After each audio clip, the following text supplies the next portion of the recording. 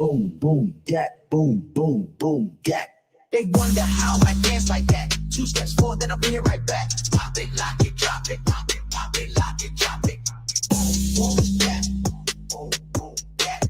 They wonder how I dance like that. 2 steps forward, then I'll be right back. Pop it, lock it, drop it, pop it, lock it, drop it.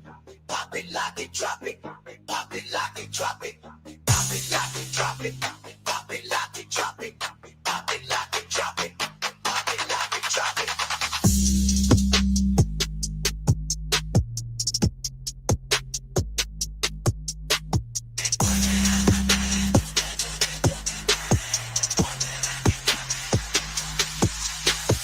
Boom, boom, that, boom, boom, boom, that.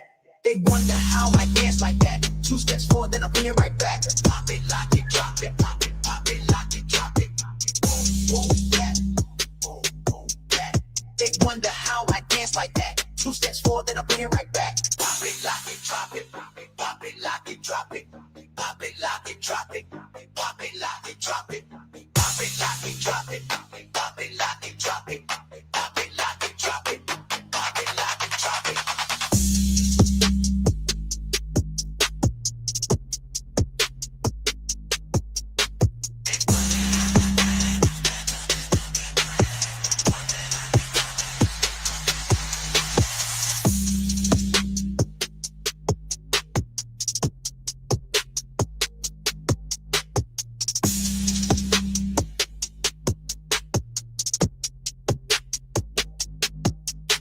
They wonder how I dance like that. 2 steps forward, then I'll be right back. Pop it, lock it, drop it. Pop it, lock it, drop it. Boom, boom, yeah. Yeah. They wonder how I dance like that. 2 steps forward, then I'll be right back. They wonder how I dance like that. 2 steps forward, then I'll be right back. Pop it, lock it, drop it. Pop it, lock it, drop it. Boom, boom, yeah. Boom, boom, yeah. They wonder how I dance like that. 2 steps forward, then I'll be right back. Pop it, lock it, drop it. Pop it, lock it, drop it.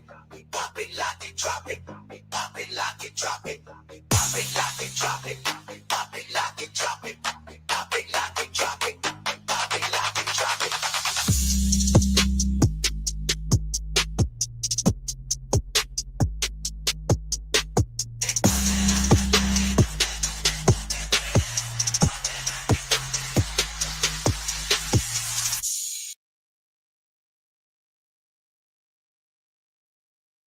Bass drops, blow you rock, shake it up again the shots, make it smooth, let it pop, bounce it back, booty drop. Bass drops, blow you rock, shake it up again the shots, make it smooth, let it pop, bounce it back, booty drop. Stop low, dance low, watch it flow on the floor.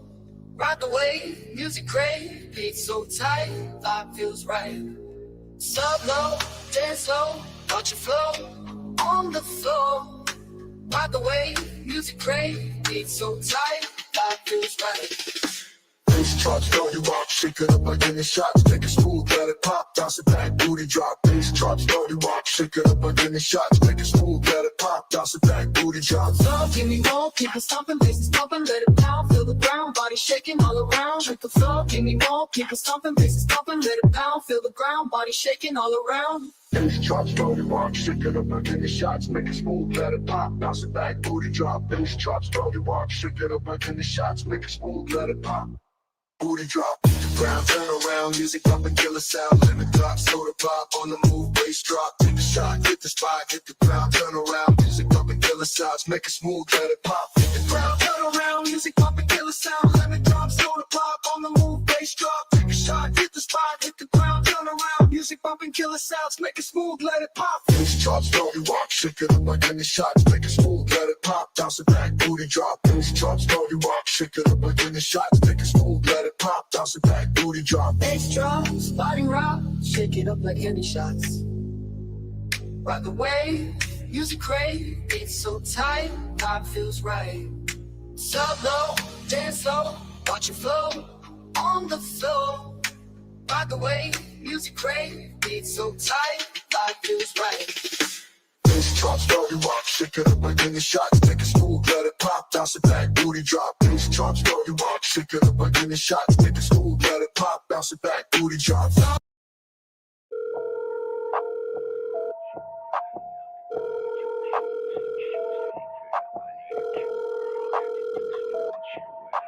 have reached the voicemail box of... I need a cute girl to do some dumb shit with. Not a goody two shoes, so the shoes don't fit. I need a cute girl to do some dumb shit with. I need a girl that I can bang, call her up just to rob a bank with a main thing. Little slut addicted to the gang shit. I'm talking about a guy, someone I can bang with. I need a girl that's bad and Gucci on it, dangerous. Bitch, I'm fine with 40, as long as she support me. She can take the plea, or take the blame for me, aim for me. Then it's off with your head, I'll take the next cute girl and I'll say her in bed like Diggy, oh Diggy, will you come on or come at me? I promise I will stay pretty if you just say it my city. I say, nah, bitch, I only nut on the titties unless you all in. Then I'll get them the kitties. I need a cute girl to do some dumb shit with. Not a goody two shoes, so the shoes don't fit. I need a cute girl to do some dumb shit with. I need a girl that I can bang, call her up just to rob a bank with a main thing. Little slut addicted to the gang shit. I'm talking about a guy, someone I can bang with. I need a girl that's bad and Gucci on it, I dangerous. cut 'em up, I leave them fighting for life. I got 99 problems I can solve with a night. I cut 'em up, I leave them fighting for life. I got 99 problems I can solve with a night. I need a cute girl to do some dumb shit with. Not a goody two shoes, so the shoes don't fit. I need a cute girl to do some dumb shit with. I need a girl that I can bang, call her up just to rob a bank with a main thing. Little slut addicted to the gang shit. I'm talking about a guy, someone I can bang with. I need a girl that's bad and Gucci on it, dangerous.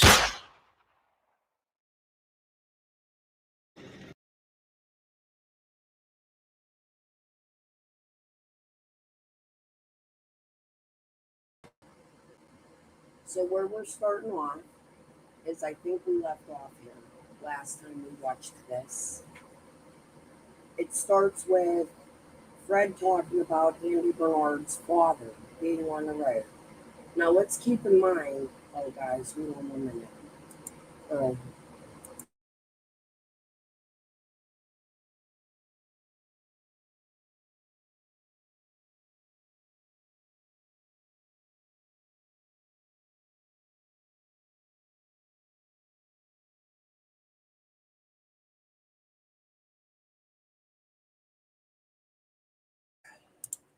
Okay, sorry, I had my fan off. I had to shut it off. So something I want you guys to keep in mind is other family members of Fred and Andy could have had access to this land they just searched. So let's give a listen. For people who don't know, the lady who was just on here being obnoxious and trying to not answer questions, that's her. He gets drunk. Essentially causing little girls over there to be sedated and to be touched with the shit he was selling over there. Go ask. Okay, can you play that one more time? Just Yeah, one more time. time, please. Okay. At 110.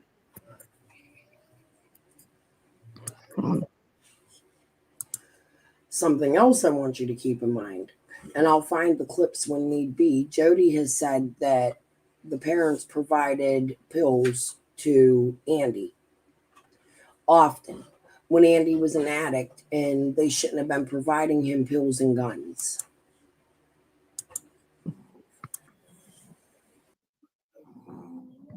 It's playing. Hold on. She paused it. He was potentially causing little girls over there to be sedated and to be touched with the shit he was selling over there. Go ask. Rewind it to the part before that where she said this part. Well, that's good. This is crazy. Y'all look over there and ask why exactly it is he was selling drugs to the children at 110. Mm-hmm. Okay, and let's give some context. Ziggy, from what I remember, that was shortly after Andy started his career on YouTube, and he was chiming in and telling his side of the story, and she was getting pissed. because she would hear about him being live. Am I Well- remembering that correctly, Ziggy? Well, here it says, okay, this was in August of 2022 over on let's see, Truth, Lies, and Alibis. I'll send it to you. But it says in the comments or underneath the video, it says I know this video is old, but wanted to just get it public opinion about the alleged allegations. So it was even older than that at that time, because August 2022 is when this channel posted it, and it's saying in the description that it's old. So she was saying this super early on. She absolutely said that. I don't know why she's going to come on here and say she don't didn't. either. It's so weird. No, anytime I've even clicked on her for a minute, that she's rambling about that exact thing. Sure. So the only one that refusing to cooperate is the wife of the one who lied to the police about being there. Okay. Yes. All right. Well, that'd be right there. Good information for a criminal trial. Because at first I figured that may have been why George Bernard was at Ben Hill. Maybe they had to get him to get permission from him because she denied permission. That was my thought at first about George. Maybe They could have done that over the phone. Yeah. They didn't need him to be there. And when you went up and saw George Bernard, was he questioning you to see what you saw? George Bernard, was he questioning you to see what you saw?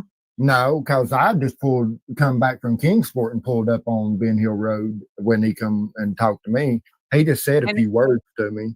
And it was Andy Bernard's father standing at the entrance to Ben Hill Road?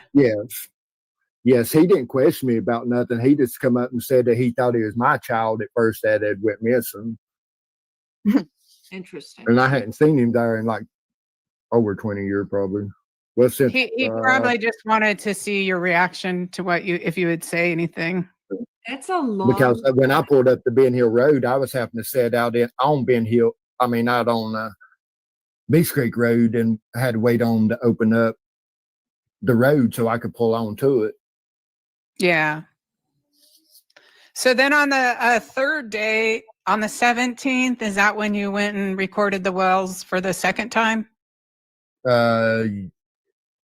Well, I recorded Jody and Andy and Dawn some on the 15th, and then the 16th, Jody and Andy and their daughter. Oh, what about the dream thing? See, that's when the daughter brought up to Jody on the 16th was he took and asked Jody. She come down the hill and walked up to Jody, and she said that Andy had told her about seeing Summer's dead body. I remember this. And this was on your recording? Was on the 17th. Was it on the 17th? Not the 17th, but the 16th. Okay, so on the 16th, you recorded Jody Sue saying that Andy claimed he had seen Summer's dead body?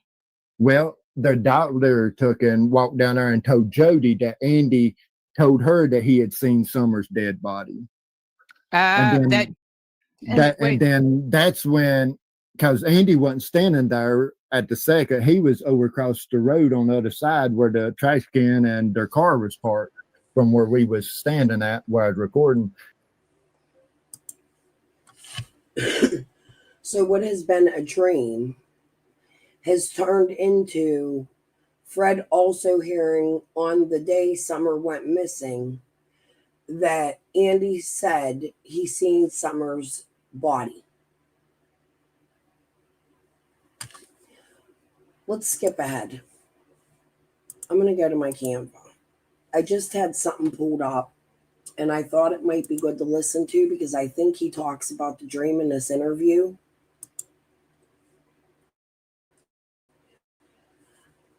This is one of Andy's Bernard's first interviews on YouTube.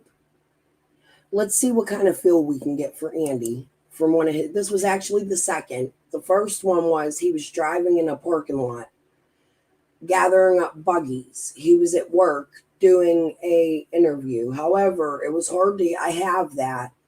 It's hard to hear it, and we can go over it.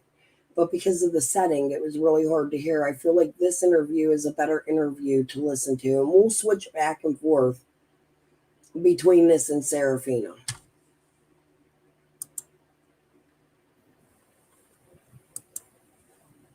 I want to find the part where you Hello, about the dream. Hello. I'm back. I finally figured it out and got all my shit going. So And I'm also looking for that on my panel. Andy Bernard's been on my panel a couple times, but I have 700 videos, and I never label them with what happens in the live. So I'm having a hard time finding them. But as soon as I find them, I promise you I'm going to pull them out, as well as all the chats Ellie Mae has been in my lives, because Ellie Mae says some really interesting shit in my chats, who is Karen Hill Elliott. But she says some really big things, and then she takes those big things back off. I'm back. And I brought friends this time. Back.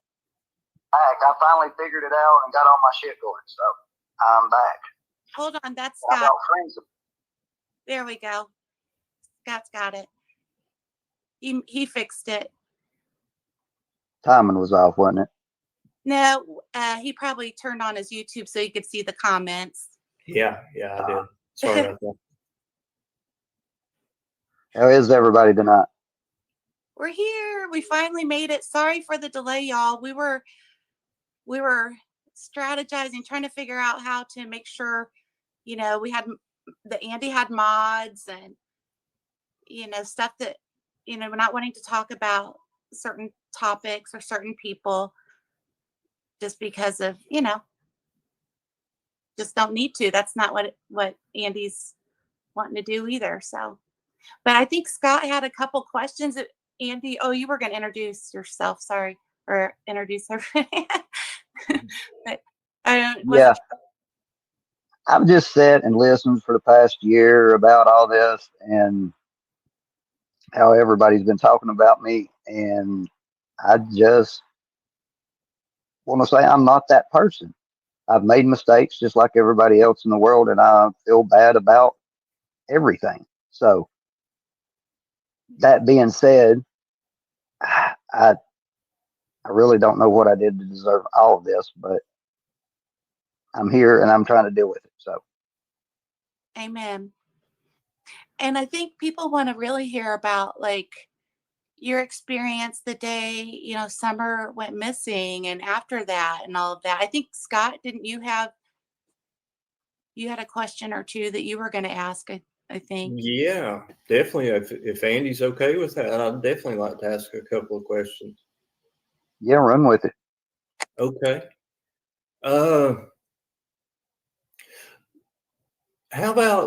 Let's start with how about maybe a couple of days before Summer went missing? Did you notice anything out of the ordinary?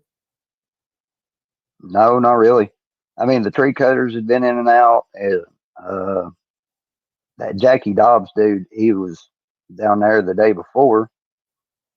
But other than that, no, not really. There's always traffic. When Mr. Dobbs left out of there, was he peaceful when he left? I mean, did y'all get everything? I understand the law come out there. Did y'all get everything worked out and everybody went their separate ways? Yeah, I mean, everybody went their separate ways. I mean, he was kind of ill, but I couldn't help it. Well, I mean, I guess property lines are what they are. And we kind of had the understanding that the realtor people kind of took pictures that didn't portray the land exactly what they were. That accurate? Yeah, it didn't necessarily look like it should have. When something's like a 35% grade up to like 95% grade, it ain't nothing flat. Okay. So it wasn't really Jackie Dobbs' fault. It was more of misrepresentation by the realtors. And then there was a big misunderstanding because he thought he.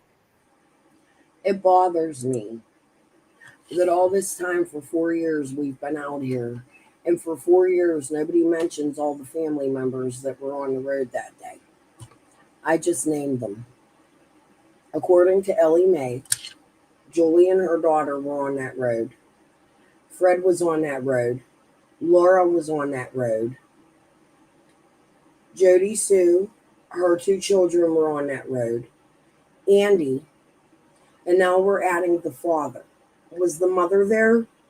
Because what you have is 9 people that have access and that are all family with this land of this elderly couple that they just went and searched. Was it a family cleanup effort? Did the family all come up? Because you hear Jody at 2:30 text Andy and tell him there was a noise that woke me up prior to the scream. You hear Ellie Mae say in my chats that there was a guide wire on a telephone pole hit on a Thompson's neighbor on a neighboring land, the Thompsons, where the camera is in the driveway. That there was a guide wire on a telephone pole hit that day. That is directly across the street from Fred's parents' home. Who would have hit that guide wire? Why didn't it hit the telephone pole? Why didn't the telephone pole fall? Was it a dirt bike? What hit the guide wire? Julie comes out of the house, sees all the tree cutters over there trying to fix it. They call the electric department. The electric department comes. Nobody shuts the electric off. It was an easy fix. They just had to straighten the telephone pole, put the guide wire back up. In comes Chad Arnold. How did nobody see somebody take Summer? That had to have taken quite some time to fix. He was getting something he wasn't. Yeah. I mean, there was no surveys that they did that I know of. There was no, I don't even think he drove from Georgia up here to look at the property before he bought it. Okay. Okay. I think he bought it sight unseen and drove up here expecting to just be able to pull up in there, cut a couple trees, camp out for till he got him a yard barn or something probably.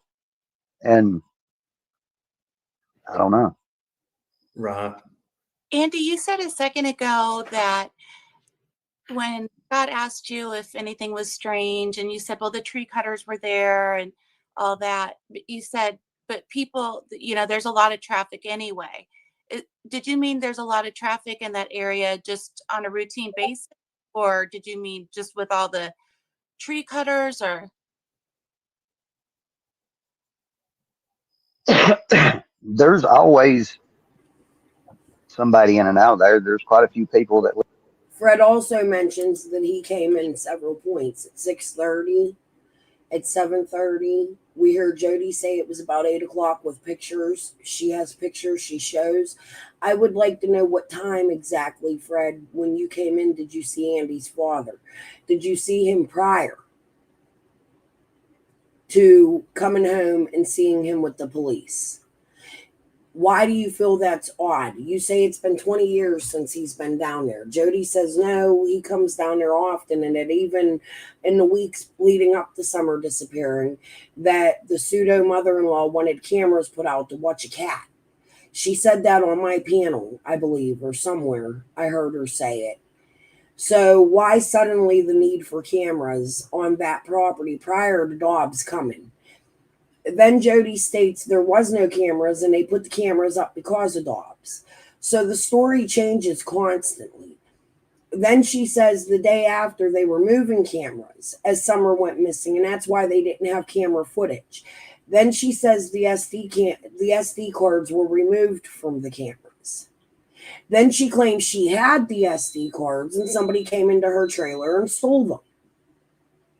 To me, this sounds like a family fucking cover-up. Just my opinion. Live in there and are in and out. I mean, I got you. So it wasn't like anything unusual. It wasn't like nothing stood out to you, like there was more traffic than usual or less or anything. It was just normal. couple days Just, before, just aside from the whole Dobbs thing. yeah, just the tree cutters. That's about the only difference than what they usually was. Did they come out in the company trucks, or did they drive their own vehicles out there? Now, see, I don't know about all that. They was company trucks, and they seemed to be like it was a personal vehicles and stuff that come in too. But who knows? That might have been people running late. You know, who knows? Right. Most of them Did, was parked out on 93, like personal vehicles. They had them things parked out there forever. oh, okay. Okay. Gotcha. Did they have, if you know, I mean, I know you was working there at the time, days. I know you're working nights now. When you'd come in of the evening, was they normally done and packed up and gone, or did they work on up into the evening time? Trying to think. I don't. I'm pretty sure a lot of times they was gone by the time I come in because going to grocery stores and getting stuff, coming home, shit like that. I was usually running behind. Oh, okay. Gotcha. And she had hollered over and Tony come over and she said, "When did you see Summer's dead body?" And he said, "Oh, that was just a effing dream that I had." That's when he told her that. So you And were then standing she's out like, there. then Go ahead. Jody asked him, he said, "Well, when did you see Summer last," or something like that? And he's like, "Well, I seen her on the 14th night when I was over there, but I didn't see her when I was over there on the earlier on the 15th. Andy she claimed said it he like he didn't was see her there. on the Yeah. 15th. Okay. And you know what, guys? I'm thinking of something as you're saying this. Remember the interview with Chris Some things that always caught me was the 14th versus the 15th. And let me tell you why. Andy and Jody both state that they were up on the Wells Hill on the 14th. I would like to know exactly why and when, because that day was busy. Was it after DCF? Was it after Dobbs? Was it in between Dobbs and DCF? What time did DCF show up? We're not getting these answers from these people. We don't have a clear timeline. We just have a bunch of mumble jumble pushed together. And for me, I feel like the 14th is important because the whole street was battling that day. You have Uncle John coming up the hill. Fred seen it. He was around. Andy was there. You have the whole family up there fighting with Dobbs prior to the police coming. So there was already tension in the area. And then DCF comes for Dawn and Candace all on the same day. We're hearing, oh, they said the kids were playing with pews. Although I think that was a previous claim. You just have so much going on up on the hill on the 14th. You hear, hey, little Dev, you hear Andy state on 95, there was cars parked there for days. They're personal cars. Could it be somebody was sleeping in them? Was any of them trailers? Was any of them a red truck? Did the police question you about what those cars looked like? Were the tree cutters going home? Were there out-of-state services coming in? Why would somebody leave their personal vehicles on the street? Those are all questions. All right. Donna, he interviews Hunter. Hunter says that he saw Candace's phone on the day of the 15th, and it said something like it was, so the sender was from Andy. He remembers the name being Andy. And the message said something like, "It's done." Do you guys remember this? Yep. Okay. There's another kind of. You remember that, Fred? Yeah, I remember it. Yeah. A lot of circumstantial evidence. It's very interesting. No doubt. So all these different pieces And he too. referred All to these different pieces of information coming from different people. well. So Fred, if I could understand you correctly, you're saying you were recording them and you were standing next to Jody and Don Wells, and Jody's daughter came up and said, "Dad said he saw Summer Wells' dead body." Well, Don wasn't there when I was recording that that time. Okay, who was there? Were you? Why do you add things to your story? Are you sure that really happened, Fred?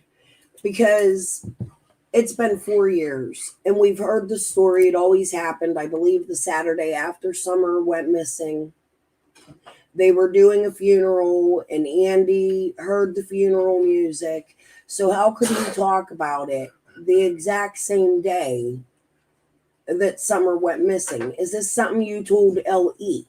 Like, if that was on a recording, don't you think Andy would have been more questioned? Don't you think he would have been arrested? I think that this is a lie. That's what I'm saying, because you had to hand that recorder over to the police. If the police would have heard that, they would have had Andy in. Instead, what you hear is Pruitt telling Andy that they're not interested in it in a phone call.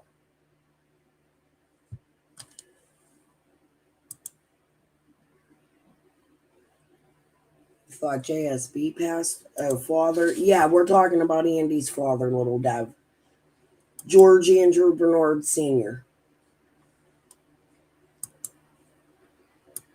You're just standing there with Jody It Sue. was just Jody and her daughter standing there, and Andy standing there when I was recording in. But Andy had stepped away when the daughter come down the hill and walked up to Jody and was telling her that.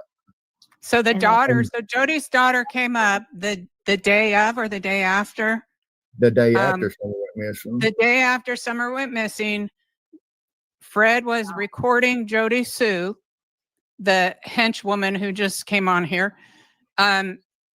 Fred was recording Jody Sue, and Jody Sue's daughter came walking up and said, Dad said he saw Summer Wells' dead body. So now we have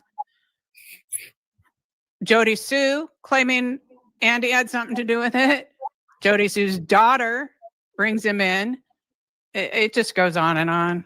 Hunter says Andy's name about the text it's done, like Lauren just mentioned. And Hunter says that. And the police caught Andy in a lie. Okay.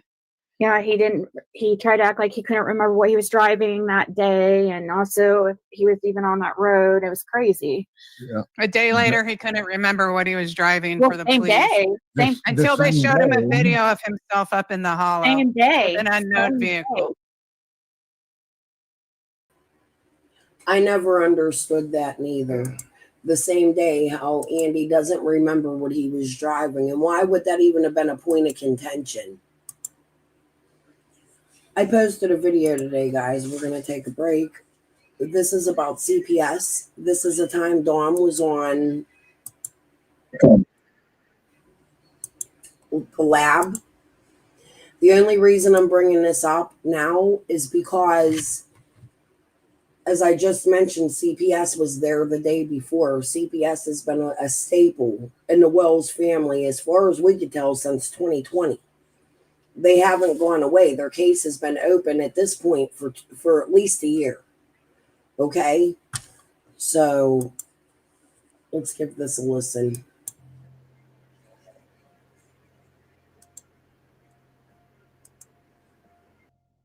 Be why CPS would take children. Well, I mean, they got involved. As soon as Summer come up missing, they pulled up and said that they had to open a case because of Summer's disappearance. I don't know how all that works. I know nothing about CPS. I wish I did. If looking back, I would have thrown them off the property and told them to get lost. CPS. Yes. Now I know better. Right. I wouldn't allow them even on my property. But if they come with a court order, right, you can't stop. No, well, they didn't come with a court order. Welfare, you have the right to tell them, you have the right to tell them, get the hell out of your house. They're not coming in your door. I've heard that. Yeah. I've heard that. If you don't exercise your rights, you're just screwing yourself. But I was kind of willing to work with them, thinking, well, these are nice people. They're, I was a dumbass, and yeah, I let them take my kids. I let them when I could have kept them. Could Don Wells have stopped CPS from taking the boys? When people hear Don Wells say, "If I knew better, I wouldn't have let them take the boys.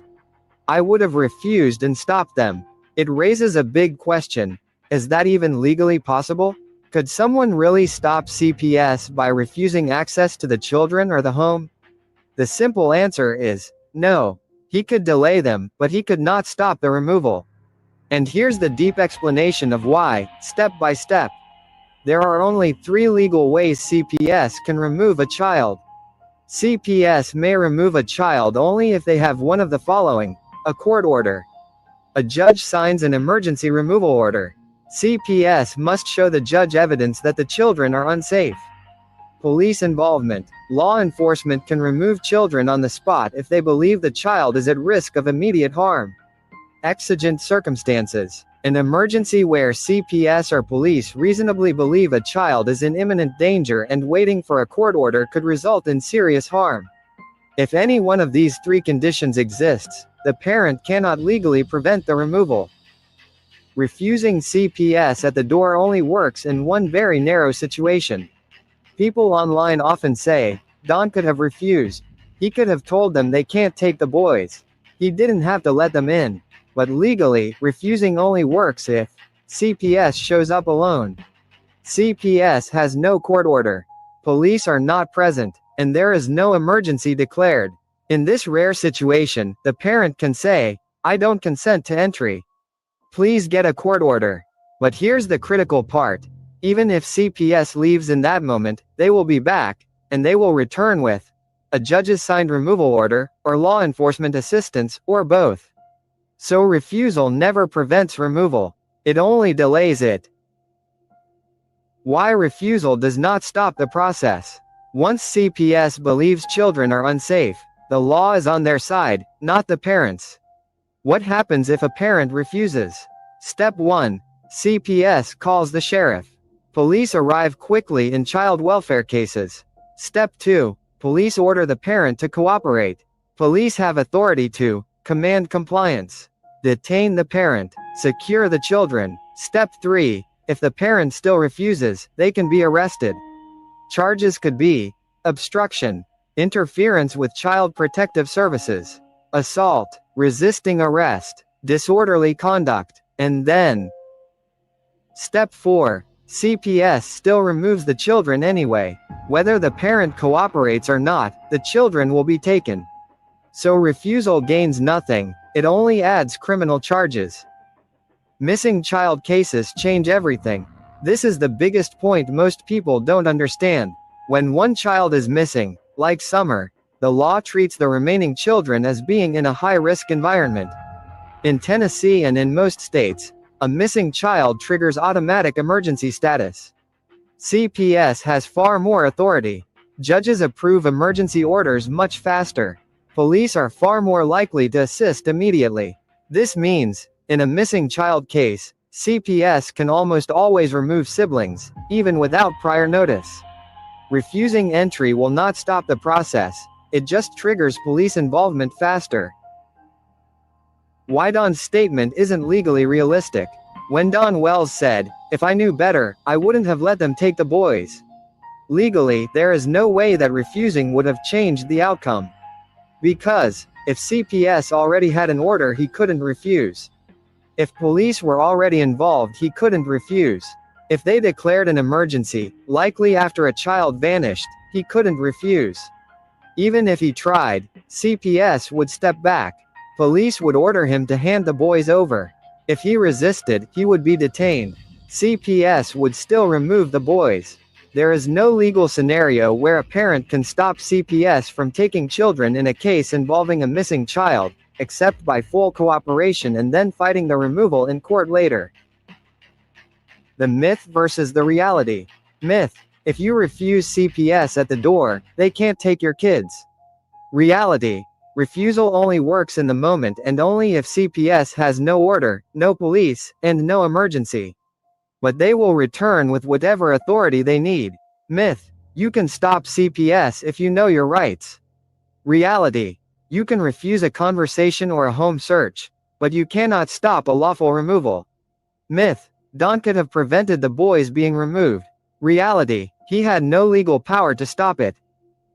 Conclusion, legally, he could not stop the removal. Even if he refused CPS entry, the police would have been called. The order would still be enforced. The boys would still be taken. Don could have been arrested if he escalated. Refusal changes nothing about the final outcome. It only changes how much trouble the parent gets into during the process.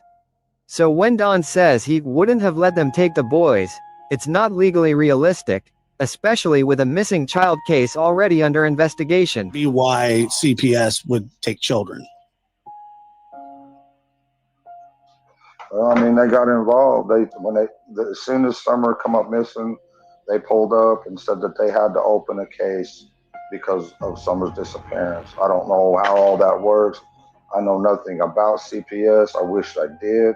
If looking back, I would have thrown them off the property and told them to get lost. CPS. Yes. Now I know better. Right. I wouldn't allow them even on my property. But if they come with a court order, right, you can't stop. No, well, they didn't come with a court order. Welfare. You have the right to tell them. You have the right to tell them, get the hell out of your house. They're not coming in your door. I've heard that. Yeah, I've heard that. If you don't exercise your rights, you're just screwing yourself. But I was kind of willing to work with them, thinking, well, these are nice people. They're, I was a dumbass, and yeah, I let them take my kids. I let them when I could have kept them.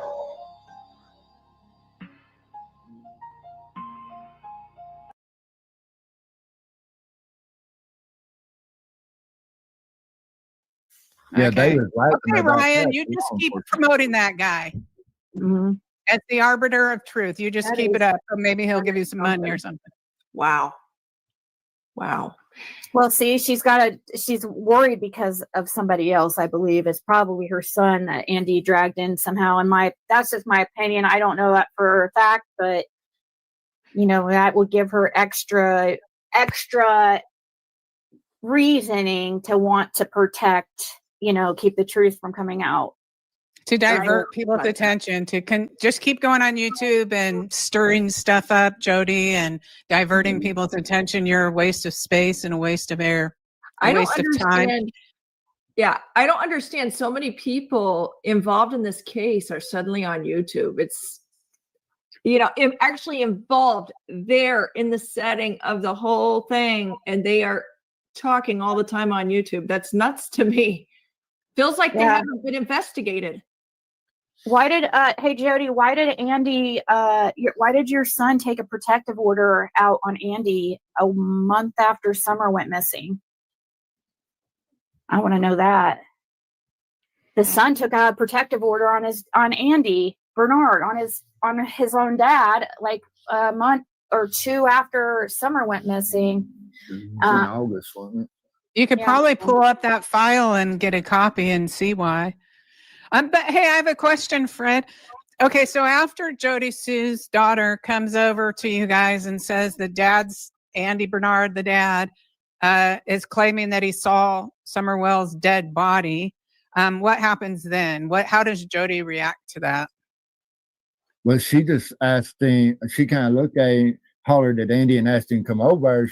And when he come over, she asked him about what the daughter said, about him seeing Summer's dead body, and he's like, "Oh, that was just a effing dream I had," And then she's like, "Well, when did you see her last?" And he's like, "Well, I seen her last on the 14th when I was over there, 14th night when I was over there." But he said, "I didn't see her earlier today when I was over there on the 15th."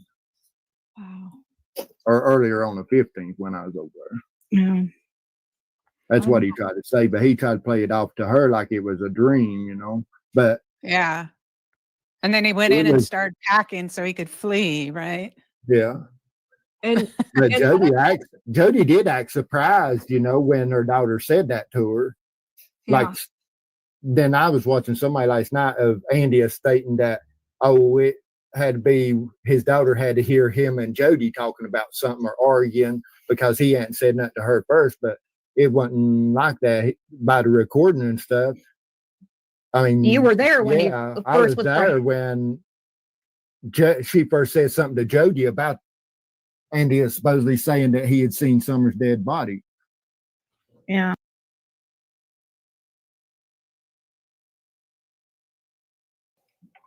On the 15th, did you go to work that day?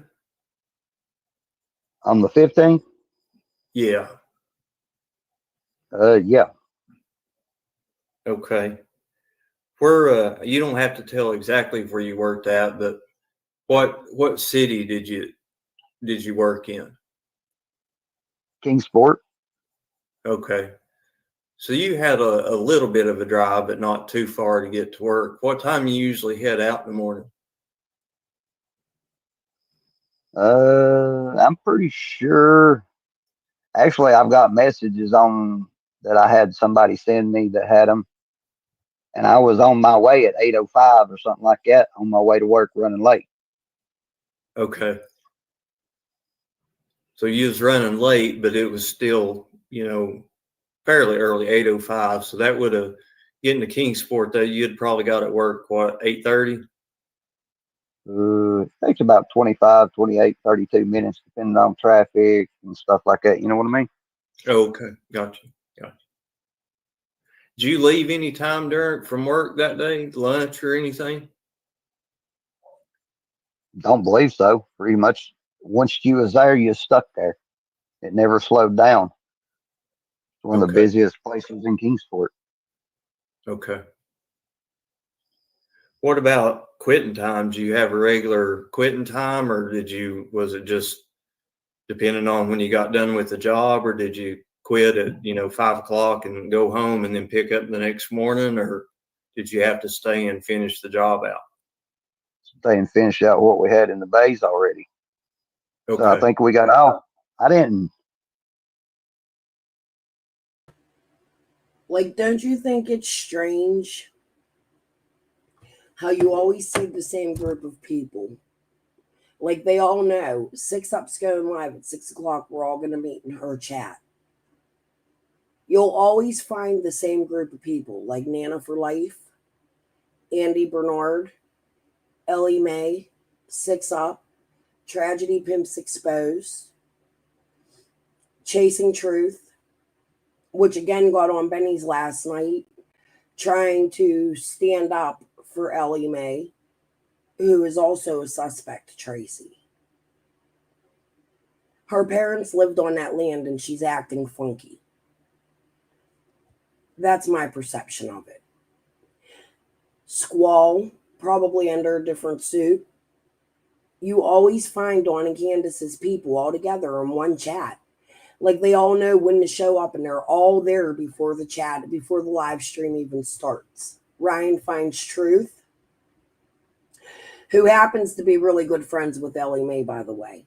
For those of you that didn't know, that are over here sticking up for 6UP and Ellie Mae, yeah, her and Ryan are like this. I gotta find them fucking text messages to show you. She's met with Ryan. She's took him on land. She's told me this. Yeah, a very weird clique, isn't it, Chris? I don't trust any of the locals that have been on YouTube unless they come for money or fame. Who knows? It just gets better and better, huh? It sure does. But watch where they're all following. Much like Annie Saranac, they're doing the same thing with Ellie Mae. And I want you to keep in mind that Ellie and Fred are related to Annie Saranac and the Lights. So's Andy. They all spoke about it in my chats about a year ago every day for months. Go find it.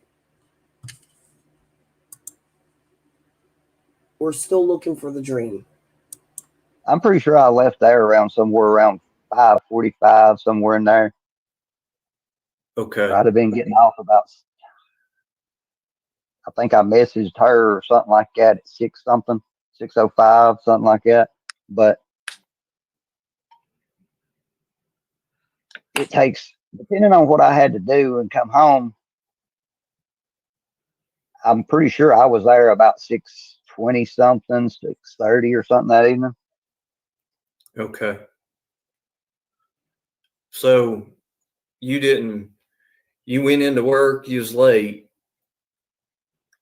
You worked there and finished up what you had to for the evening, got the shop locked up and everything, and then headed out. Did you come straight home or stop by the Yeah, beer store or Taco Bell or anything, or did you just come on in like a regular day? that day I'm pretty sure I came on in because I hadn't heard from anybody, so I just went on in. Okay. That actually makes a lot of sense. I'd like to ask a question real quick about the tree trimmers. Did any of them drive their own vehicles that day? Do you know?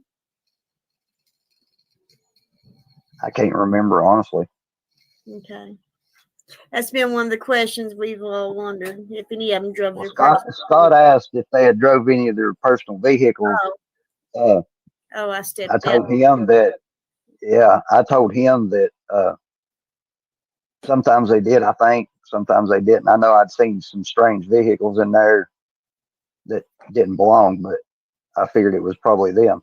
Yeah, I know around here sometimes they do and sometimes they don't. Sometimes they're in the truck and sometimes their cars are parked down the road, so I didn't know. Yeah, they was parking them out there on 93, going toward Kingsport for a long time, the big trucks, and then they come in and swap out and leave their vehicles there and go on down. But Okay. Thank you. I'm sorry if you guys can hear her. I'm trying to get her to go lay down. Sorry. When you so you would have got in probably 6:15, 6:30, something like that. somewhere probably between that. Seems like I remember the time being like 6:20 something. I don't know why, but it seems like I remember it being like 6:20 something, 6:30 something. I got there that evening. Okay. And then I rolled into the 15th. So Okay. So that was June 15th. That's almost the longest day of the year. So it stays dark to like stays daylight to like 9:15, right? Yeah. sounds like right? It sounds like that. So okay. Right. Well, you know it stays light for a long time in the summertime. Yeah. Okay. So when you're It didn't get rolling in dark there, till 9:30 almost. right? You're rolling in there at 6:30, let's say. So it's still broad daylight. Oh yeah. What do you see when you get in there? Are you able to turn down Ben Hill Road, or is Beach Creek Seems like that day. Seems like I got stopped at the end of the road that day by somebody. I don't know if it was. I can't really remember who it is. But somebody was out there at the end of the road, and they was out looking around and stuff like that. So I can't really remember who the first person I ran into was. Was the law down there yet? I'm pretty sure they showed up right after me or about the same time as me. Okay. Hey, Ian. Oh, sorry, Scott. Go ahead, Papa. Go ahead. You're fine. I was going to ask about the whole sighting at like 3:30 that that Fred mentioned. Also, I want to say that people are asking questions in chat, and while we've got questions up here, I just thought we would ask away, and then Andy, is that okay, or do you want to wait till the end of the chat to like answer questions from people in the chat? Or I just didn't want to be No, we can do something from the chat and then just move forward or whatever. Okay. Well, I don't have much farther to go, really, to be honest. Okay, well, just go ahead and let Scott carry on, and then we'll go from there. Okay, that sounds good. Yeah. But I don't know about that 3:00 or 3:30 thing that Fred said that he saw you there. What does that say? It would honestly have. Yeah, and I can remember Ziggy, who was that chick on YouTube that used to make the videos about Jody Sue? And there was one particular clip I remember hearing, can't remember this girl's name now, but it was Jody Sue telling that story that Andy had said he had seen Summer's dead body. Was it Squall? I don't remember. He did. She became did. close with John. Remember that John guy? I think they became a duo. John Q and Q Carlock. It wasn't Q Carlock. It was this other. Oh, I just can't remember her name to Oh, save well. my life. But yeah, she had showed in her video that clip of Jody Sue actually talking about the Andy's quote dream that he had seen Summer's dead body. And she even had her daughter tell the story, if I'm remembering correctly. Somebody get me that clip if you know where it is and put it in the chat. If anybody knows where that clip is, because it's out there. It's in circulation, guys. This is an and if anybody else has saved a montage of clips where Jody blames Andy for all this, go ahead and send them. And if you know if she's ever mentioned exactly where Andy went to work as a train connector at like some little carnival type thing, let us know. Crazy. That is crazy to me. Because we'd like to look in all the ravines around there. That's why. Yeah. Yeah, and that's for the record, I think that any of these people deserve the death penalty. All of them. Anyone involved in this, I believe, deserves the death penalty. It was Penny. Guys, it was Penny. I'm remembering that. Oh, yeah, Penny. I don't remember her whole name on YouTube, but yes, it was Penny. And I remember she used to go by Penny, but she changed to Fizzle. Yeah. Okay, that's right. Yes. And Benny became close to her for a period of time. Yeah. Okay, I remember. Yes, it was Jody's daughter who told the story. And Jody had her daughter tell the story on YouTube. So there were a number of us that heard it. So Fred is telling the truth, if anybody's doubting. Oh, Fred is absolutely telling the truth. And he was working with the police and helping record these people who wouldn't let their property be searched, who fled 2 days later, and who lied about being there at the exact time when Summer disappeared. You should have seen the message, like the little messages, innuendos that, like when Jody Sue found out that she was recorded by Fred, because they didn't find out until, it got on YouTube, like, I don't know, they didn't find out until a couple of years after.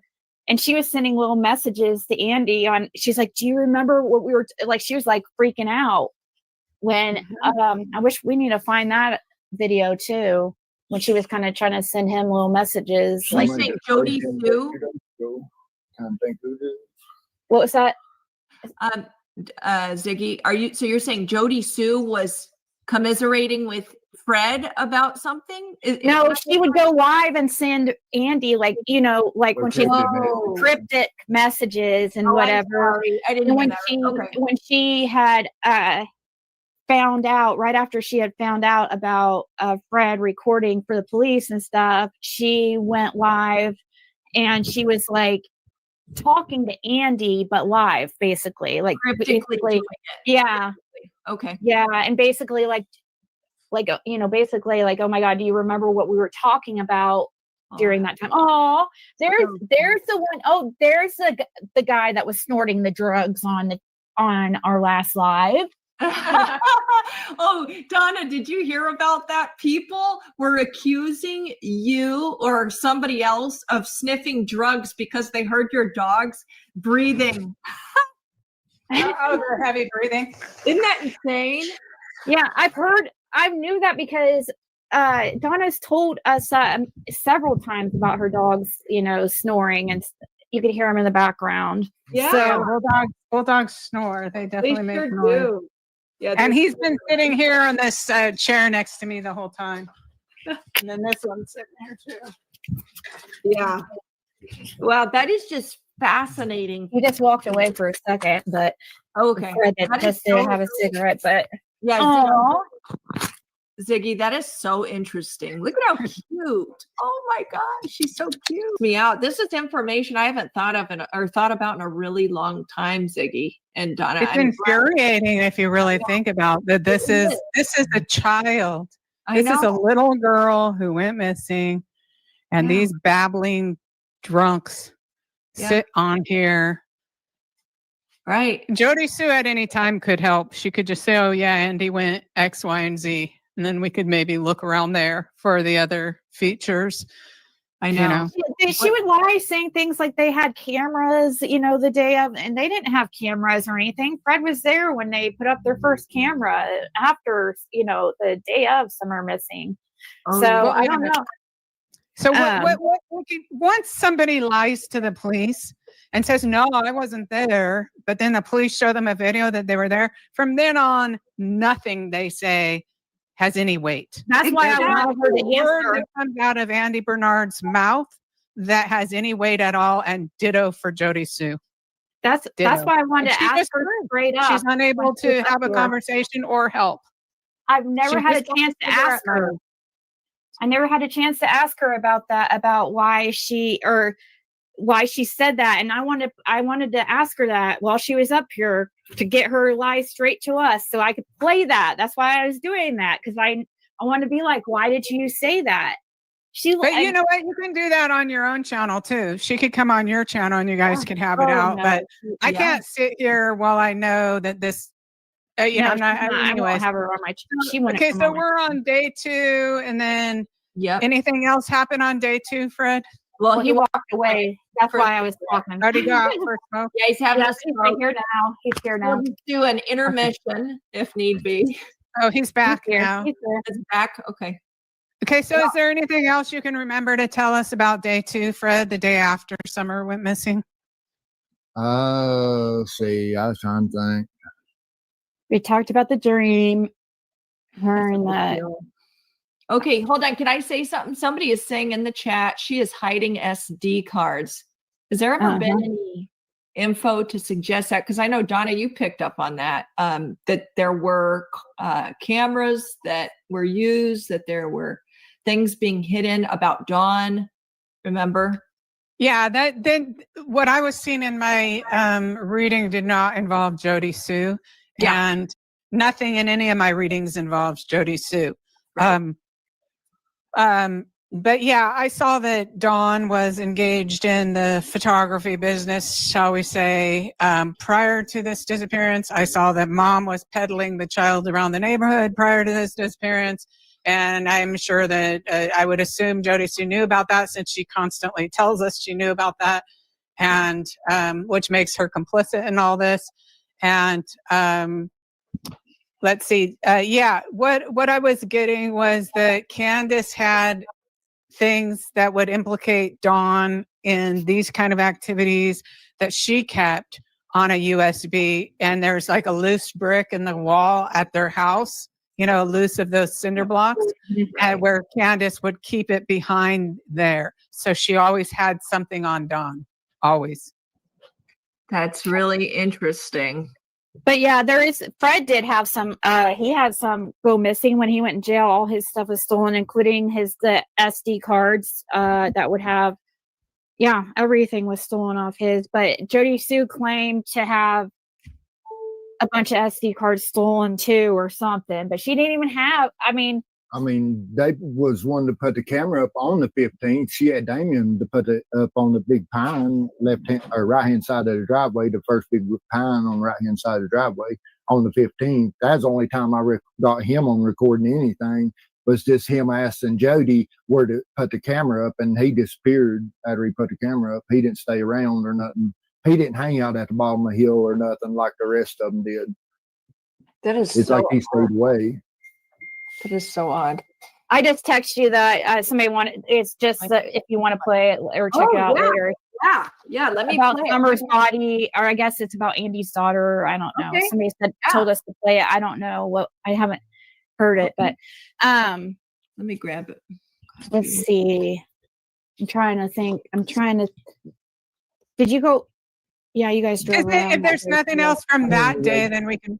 The 16th is when the evening of the 16th is when they sent the TBI in to interview everybody and stuff. Where did they do that at? Like right in your driveways or what? Yeah, they just went to everybody's house and separated everybody. Like when they come to my house, they pulled Laura away from me and they kept her inside and took me outside and took my statement, and took her statement. What kind of questions did they ask you? Oh, I don't even remember that now. You don't remember anything? What? No. Was it a long interview or? No, it just Mm.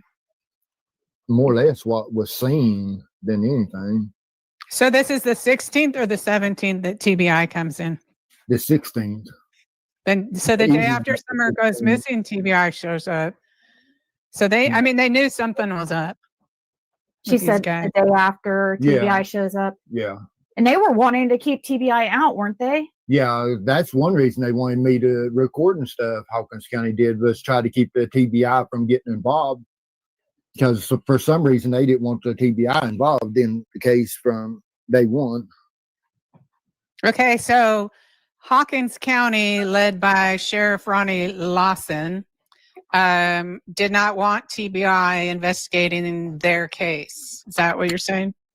Well, Ronnie wasn't one that said it to me. It was Nate Simpson and Gary Lawson. Jerry Lawson? So Ronnie Lawson has one of his relatives being a sheriff there too? Gary Lawson is like a, I'm trying to think, who is he to Ronnie? A nephew or something? And are those the guys that had you bring alcohol up to the house? That's up to the wells? Is those two cops you're mentioning? Yes. Are they the ones that had you bring alcohol up to the house? Yes. And they didn't want TBI involved, they said? Yeah. Did they say why? They didn't say why. Because Don Wells They suspected just let on like them. Hawkins County and TBI didn't get along or something, the way they played it. Oh, I bet. I bet. I bet. Mm-hmm. They said that they didn't get along that good, so they was trying to keep TBI out of it. So whatever that was supposed to mean. Yeah, it kind of sucks when you have people among you that are part of these networks and you really got to keep TBI out. So that tells me that it probably should be who you should contact, this TBI for sure. But they just send everything back to Pruitt. I know, but that's what's weird. Right. And Pruitt sucks. He does. I have zero confidence in Pruitt. Yeah. Same here. Zero. Fred didn't work with him at all. I never worked with Pruitt none on Summer's case. The only time I ever talked to Pruitt was when he came and got me to take me for the polygraph on Cotton. Was the only time I ever even talked to Pruitt, period. So they wanted to give you a polygraph to see if you were the one who pushed Don Cotton off what's his name? Roy Cotton off the cliff? Right, yeah. Because I know I had said something about a gash or something in the back of his head, but I only know that through other people. But they also were asking questions. So you came into his awareness because he heard you were talking about Roy Cotton and he wanted to do a lie detector. And did you go in there and do it? Did you go do the lie detector, Fred? Well, yeah, he did. I done the lie detector. It was like, I don't know, about 4 days after I talked to him about Cotton. He had gone to law enforcement about Cotton Simpson about some things when he was in jail, and then they gave him a lie detector after that to make sure the information he was telling was truthful, I guess. That's what I'm assuming. And they also asked about if one of the questions of the lie detector, they asked Fred if he thought that Cotton had something to do with Summer's disappearance. That was one of the questions. And what did you say, Fred? I told him no, because I didn't think he had direct involvement, but he knew something, Yeah. I don't know if he does either. I don't know one way or another. I just know a lot of people have ended up dead. He was talked about being at the Wellses and stuff on the 15th, whether he was or not. He said he was, Roy Cotton said he was also.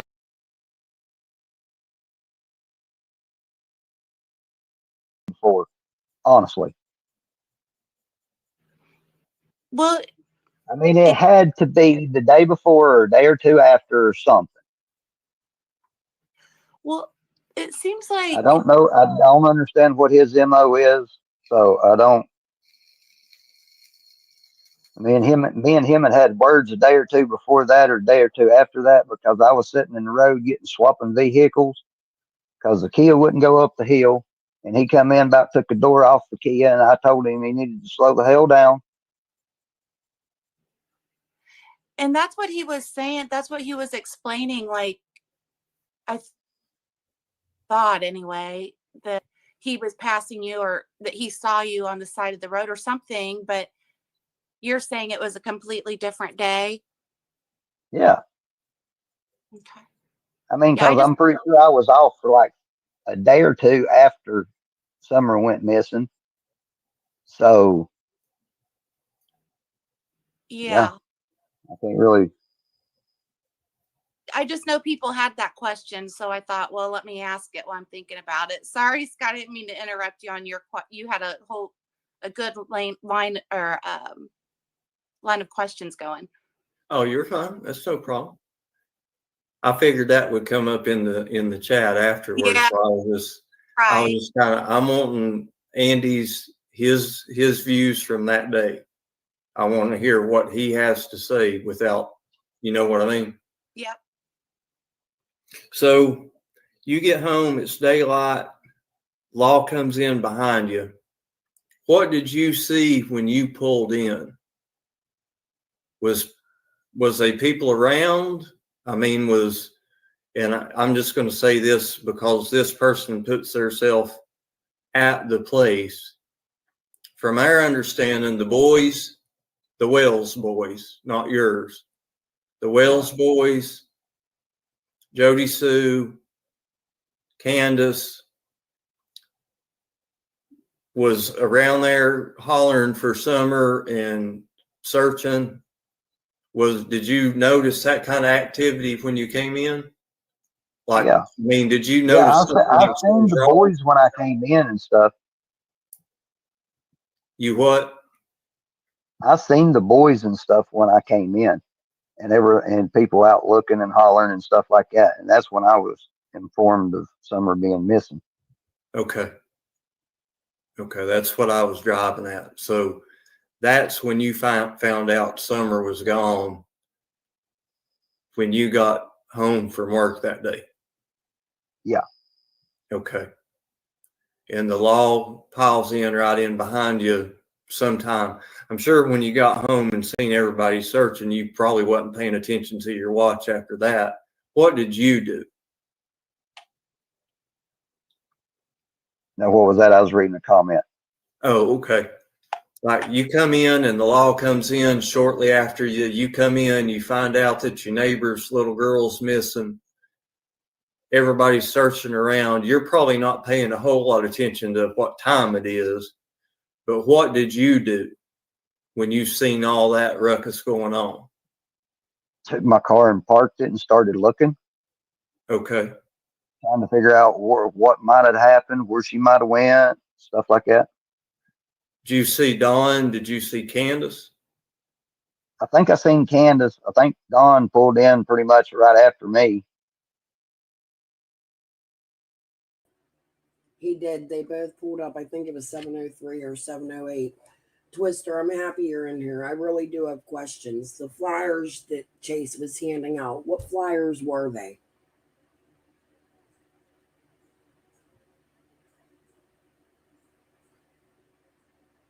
Yeah, Chris, he speaks all right.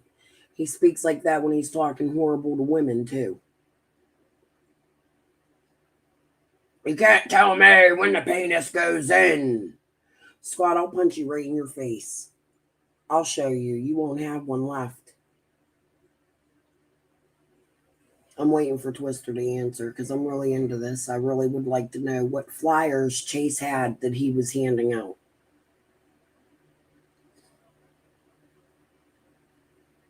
Did he have the TBI flyers or did he have the We Can Bring You Hope flyers like Robin did?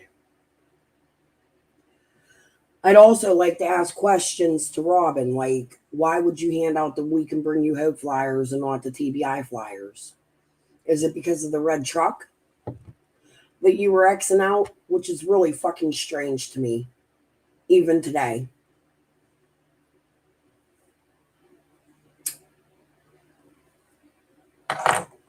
Scott has been really, Chris, I'm just saying, Scott has been deplorable to me, and I to him. in retaliation. I don't like Scott, and I'm not a fan of Scott. Reminds me a little bit of this new Boober. You'll post a pic of it? I would love to see it. That would be great. Let me write your name down because I gotta find your channel.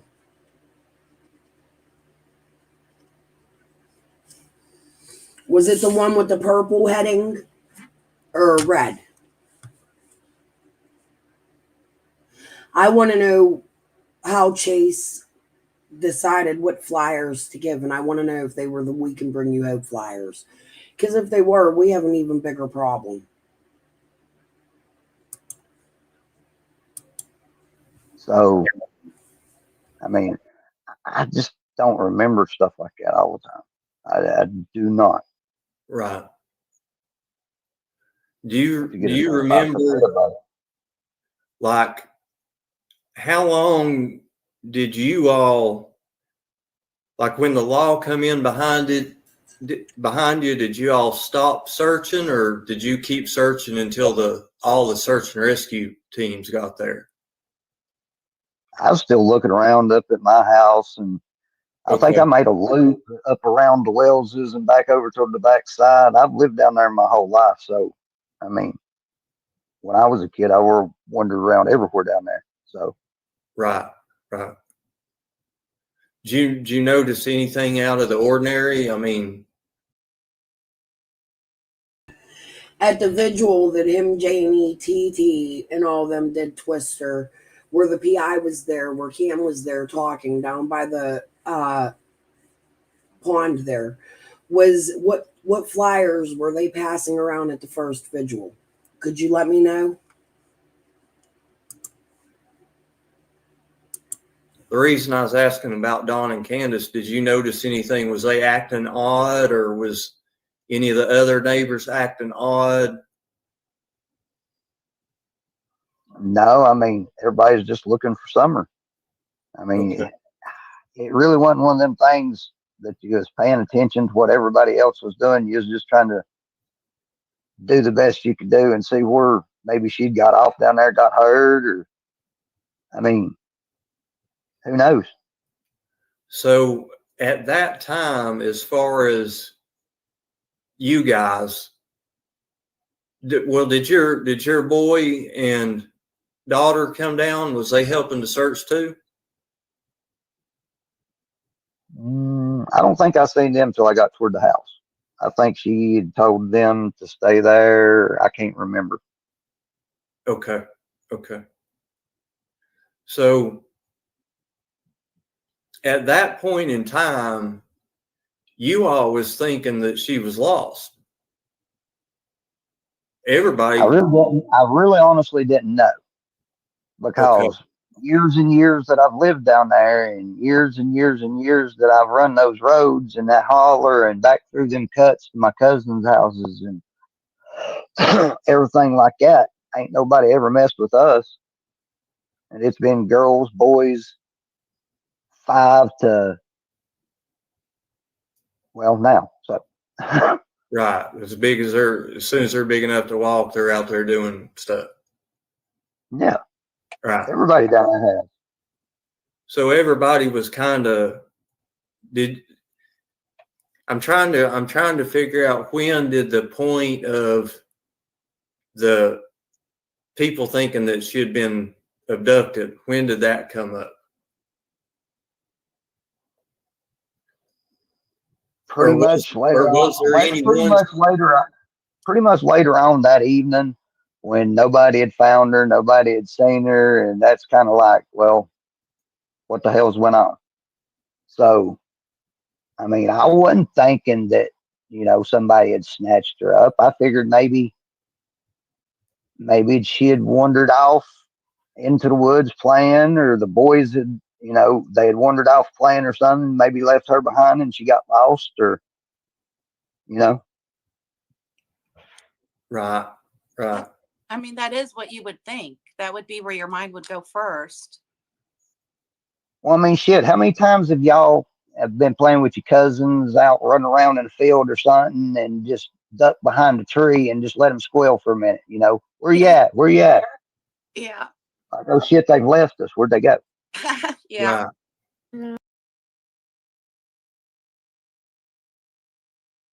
So over there at the wells on the 15th? Yeah, he said he was at the wells was on the 15th before Summer went missing, but whether it's true, I don't know. But that's what he told me. Said he was And at the wells asleep Roy with Cotton mother said and that daughter. before he did. What? I'm sorry, go ahead. He was talking about he had been there earlier on the 15th before Summer had went missing and stuff. He was talking about sleeping with mother and daughter, but he didn't say who it was, you know. He just said mother and daughter. Yeah. Holy. That's why we're like Grandis and Candace, or I don't think too many people be paying to be with Grandis. Why is your stories changing, Fred? It was just Candace. Laura told us the whole story about how it was Candace. Yeah, he slept with her. Didn't nobody say anything about Grandis before? See how you elaborate and your story grows with each interview? That's why people don't trust you. Just saying. Oh my goodness. But I mean, whether it's true, I don't know. I mean, that's just what he told me. And then he talked about when they'd find Summer and stuff, they know exactly who done it and all that. But Roy said that? Roy Cotton said that before he died, that when they find her, they'll know who did it? Yeah. But he allowed that he done talked to law enforcement, tried to talk to Hawkins County about it, and they didn't want to hear nothing he had to say. because Of course not. Well, because he's considered mentally incapable or whatever. Incompetent. Yeah, he had a guardian and everything who he could chat that took care of his financials. So he's a little slow. He was a little slow. I doubt the police would have refused a tip from Cotton. I'm going to tell you why. Because there was a police report put out on Dawn because of Cotton. Like around surrounding Cotton's family, not because of Cotton. The little girl Dawn went and chased down and took into her home while the grandfather was sleeping was a relative of Cotton's. That's odd. Don't you think? I don't think in a million years the police would have refused anything from Cotton or anybody that knew anything about Summer. I'm saying you're a liar, Fred.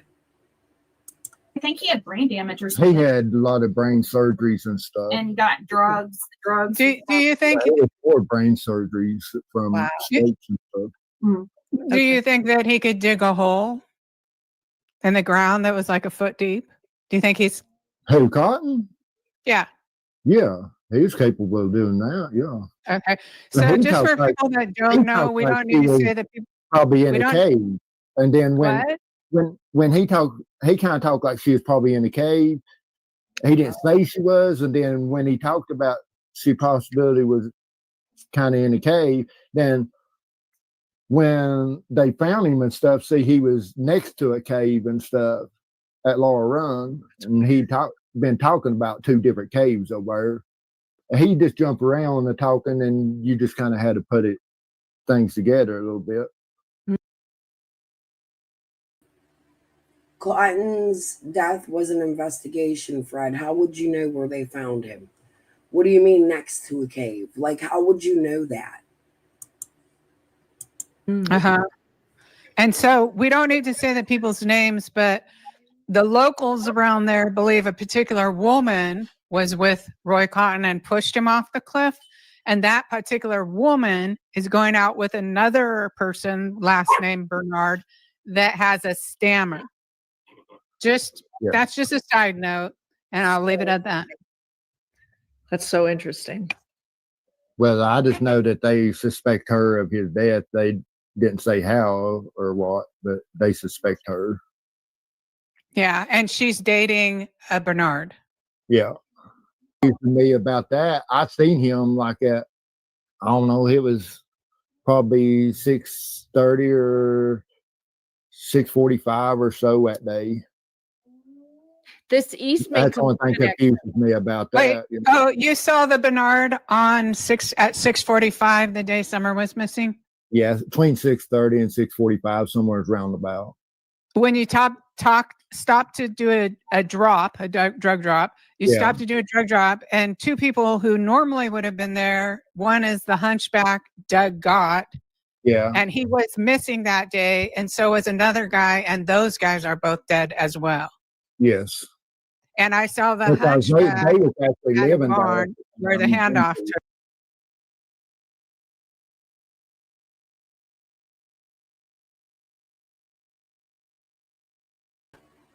I got a million tabs open. Sorry. Okay. So this is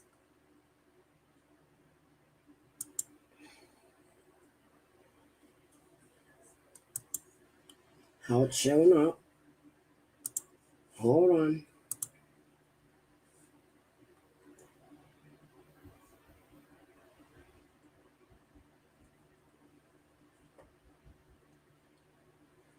This is not the We Can Bring You Hope one, but it's one with purple.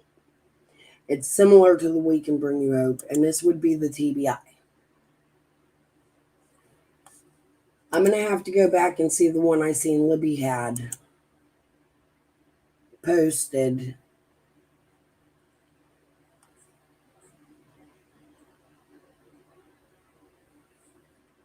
I'm glad this isn't the We Can Bring You Hope one. All right. Thank you, Twister, for that. Place. Are you guys putting this 2 and 2 together now? Yep. It's like a jigsaw puzzle. Clink, clink, clink, clink. It is. The Eastman connection is a big one to me personally. Now, I know it employs a lot of people around there. That's not lost on me. But you specifically stated these. What were they? They were notable things about the Eastman building, Donna. Is that how you found it? What I said is they're showing me a giant jacks. So in the 60s and 70s, a game we played was you drop a super ball or bounce ball, and then you see how many jacks. What's so funny is I found out covering summer in the last year that I actually have big ties to Eastman in my own family. I didn't know that Kodak owned Eastman, and the people that owned Kodak, my aunts used to work and run all their little shops all over Pittsburgh here, and they knew the family very well. So just so you guys keep in mind, my family would know people from Eastman. Another tie to Tennessee. Fucking so weird. Hi, Sean, Stephen, Ronald, Jason, Darren, my dear cousins. I love you. Morlock Elliott's, Stanley's. You could pick up or something. I don't remember how you play it, but it looked like that to me. And when the listeners hunted it down, it turns out it's molecules. It's like a hand holding molecules. And that's the statue in front of the executive part of Eastman. And then, like, if you're across the river looking at Eastman, you're looking at that executive part. Then off to the left, if you're across from it, is the loading docks. Right. And also George Bernard worked there. I don't know if he's retired from there or not as well. But so did this particular Bernard that we're talking about with the stammer. Yeah. And I've seen pictures that people's posted on Facebook of Summer being inside that park. Oh, interesting. At the Eastman Recreational Park. So she frequented.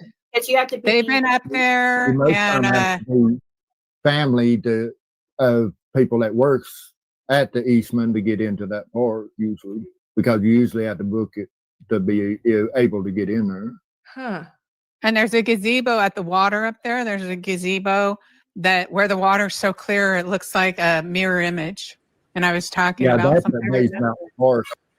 First, the fuck off, bitch. Y'all are talking about Penny, and I know Yin's had some kind of form of communication with Penny, because Penny was talking to you when she went looking for the motherfucking gazebo with Linda in the car driving the fuck around, looking for the stop sign where Candace was in the car with Summer while she was sleeping.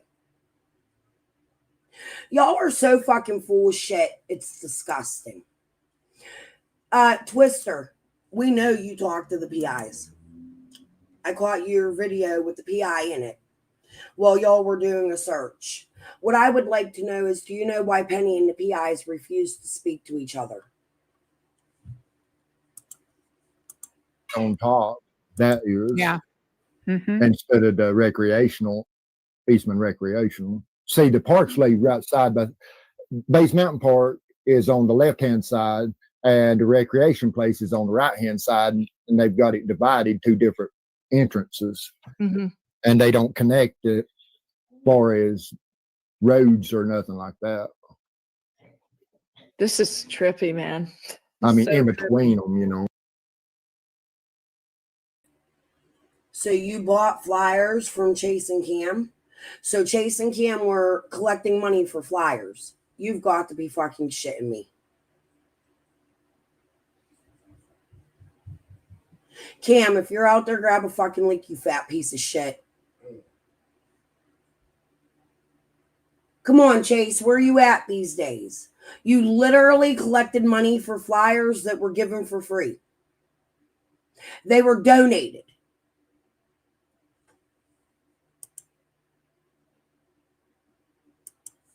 Wow. Yeah. Wow. I know, it's so stunning. It's like my brain went numb. Donna, I feel like I'm listening to the Lori Vallow stuff all over again. It's so specific, the things you were picking up, and he's validating right now. It's so outrageous, and that just really threw me off about whatever her name is, Junkie Sue or whatever, Chunky Sue or something like that. Not talking about how much money you have. You could be the poorest person in the world. You could. Donna Seraphina, you're the junkie. You've been busted selling weed for daddy when it was illegal and not even medically inclined. The fuck is wrong with you? You're a grown-ass woman on here going, oh, Junkie Sue. You can't be adult. You ain't no better than nobody with your fake ass fucking I can see the fucking future bullshit. What in the motherfuck? You could live in a tent in the woods and you could have a good heart. Right. When And you do the have right an thing. evil heart like hers, nah, garbage. Total, complete garbage. Hey, that reminds me. Ziggy sent me a clip. We're going to listen to it right now. Just Okay. 1 second. Oh, which one? I didn't check it out first, so hopefully it's Okay. Well, either way, I'm sure it'll be interesting. It's like Jody Sue sneaks them in. Here we go. Can everybody see it? Yeah. And then he went back onto the Summers dead body thing. In worse detail. And Hold on, pause. This, what you guys are hearing is Jody Sue's daughter tell the story about Andy, what Andy said. Okay. Let's go back to it. Let me pull it back just a hair. I don't know how long it is. I hope.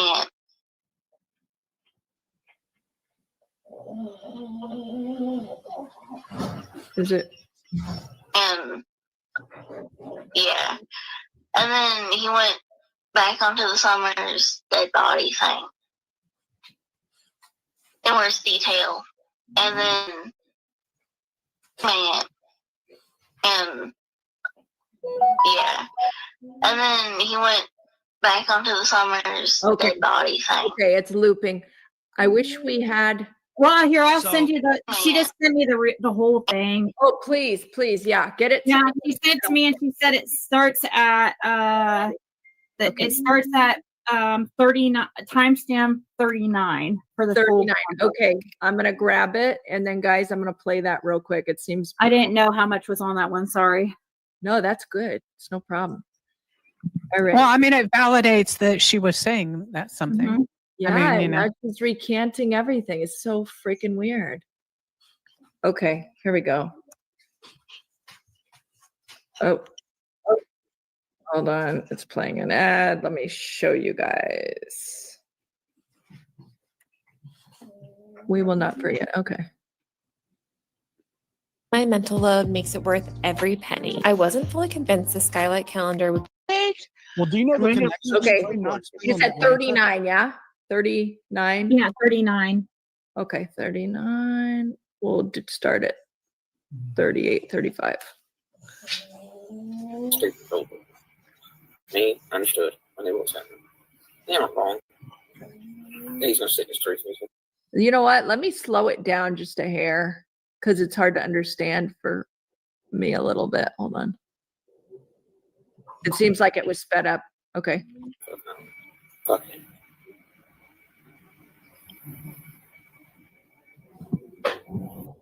Well, I don't want her to do anything that is uncomfortable for her. Just make sure. Okay. Alright, what was it? What was doing? That day. Do not say his name or anything like that. That day he was, whatever, doing his usual roundabout, screaming at people. But that day, Something I found, Chris, this morning was Dawn talking about the psychics and admitting to there being almost gunplay at the bottom of his driveway. I have been screaming at the top of my lungs for years. What fucking psychics were there playing with fucking guns while there's a missing child? I want to know who was on that property at the bottom of the driveway having gunplay. Let me go see if I can find it real quick. I had it pulled up this morning. It should be rather easy.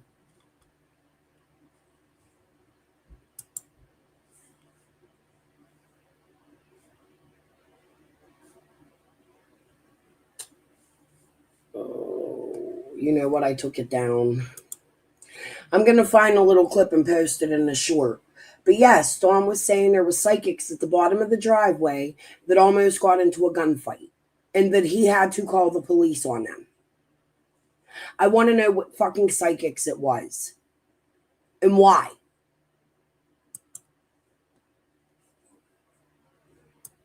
I went down to the cabin.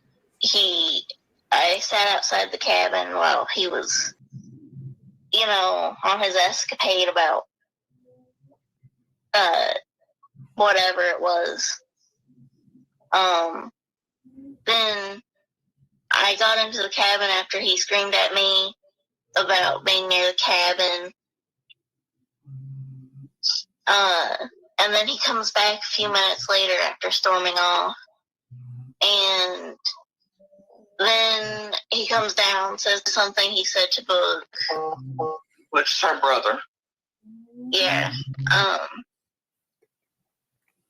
And then he started screaming again, and then he was like, I already know Summer's dead body is. I know Summer's dead somewhere in a ditch, I know Candace did it. I know Dawn did it, whatever. And, he was just screaming about that.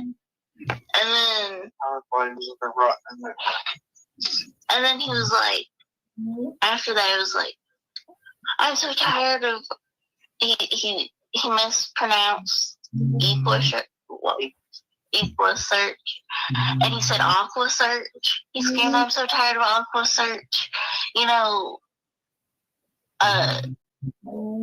holding me back to all these police officers and stuff, and he was on about that, and he was screaming it, and yeah, and then he went back onto the Summers dead body thing in worse detail, and then Donna's showing this, but what Donna's not saying is that they also said this happened the Saturday after Summer went missing. Fred just told us that he recorded the day after, and Jody Sue's daughter said that. The little girl's literally telling you the story of the Saturday after Summer went missing, not the Wednesday after Summer went missing. That's 3 days prior. Fred, I don't believe you recorded this little girl saying that. They would have had Andy in jail. Don't you fucking think? Let's go listen for Andy again. And Andy also spoke about this on my panel. That's what I'm looking for. Andy made some really weird accusations to me about this burial spot over at the cemetery.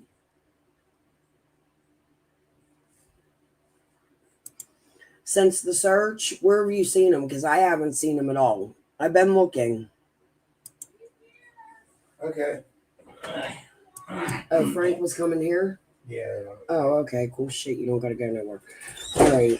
Let's go back to Andy a little bit because I have something else I want to share with you guys before I get off of here. You mean something?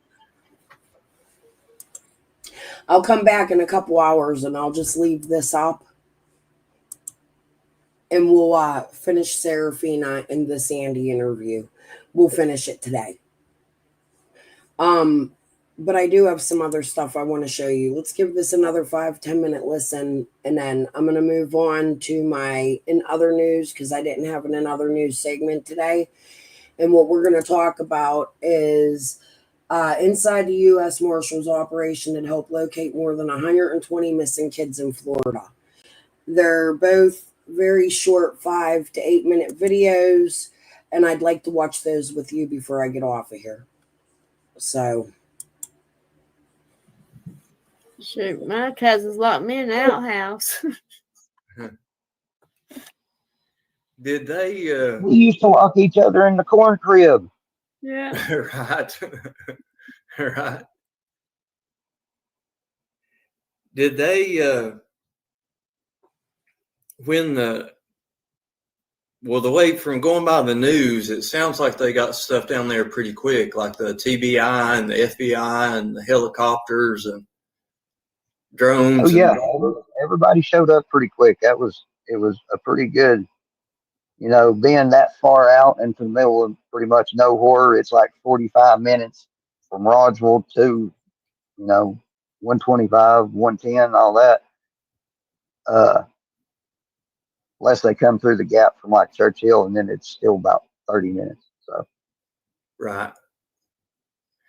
Do you feel like on that night that there's anything that law enforcement should have done but didn't?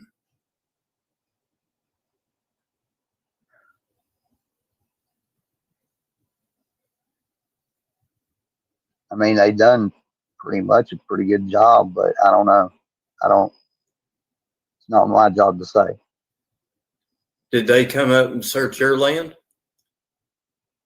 Yeah, pretty much. I was across that thing for about 5 days, every day for 5 days. I know for the first 3 days they was through there. I mean, it was just like a grid search.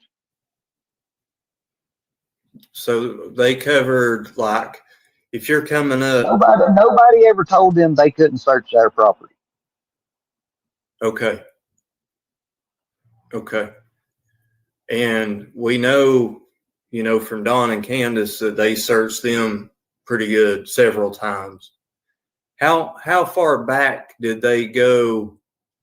You said a grid search. Did they go on back down like Simpson Road and on down Ben Hill Road, like down past Fred's mom's and Fred's and the Gorleys and all them? See, I don't know how far back they went back that way because I didn't go back that way. So I know they was in and out of there for quite a while, bringing people in and out, going back through their searching and then coming back and going back through their searching. So, I mean, they pretty much covered quite a few rough acres down there. Okay. I've been down in there and on them ridges and slid off before. It's not fun.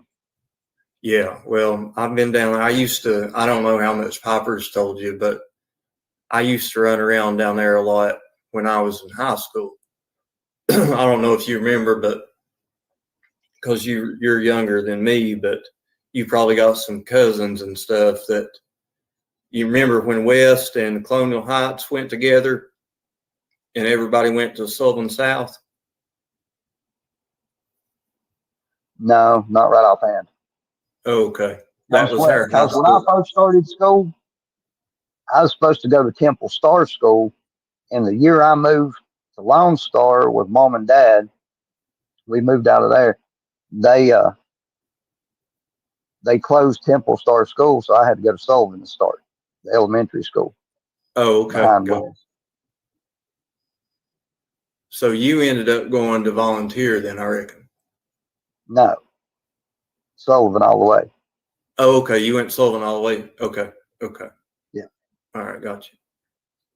Well, anyway, back in the day, I went to school with a bunch of the folks that lived down there in Beach Creek because our middle schools combined together.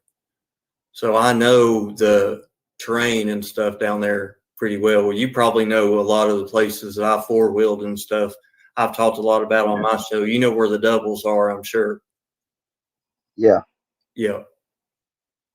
And all back in Light Holler and all that, coming in the backside from Bays Mountain on Reservoir Road, all them fire roads and stuff back in there. Yeah, them fire roads back there across Bays Mountain used to be fun. And big mud holes on the backside of Jack Jones back there. Yep, exactly.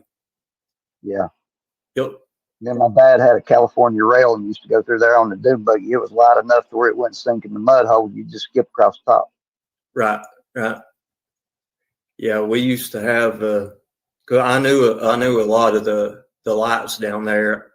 Well, I knew a couple of the Bernards, and of course over on Grassy Creek, I knew a lot of the Barretts and a lot of the Dykes. And I went to school with a bunch of them. And of course, they all had brothers and sisters and cousins and everything. So that's some rough land, once you get back in the mountain.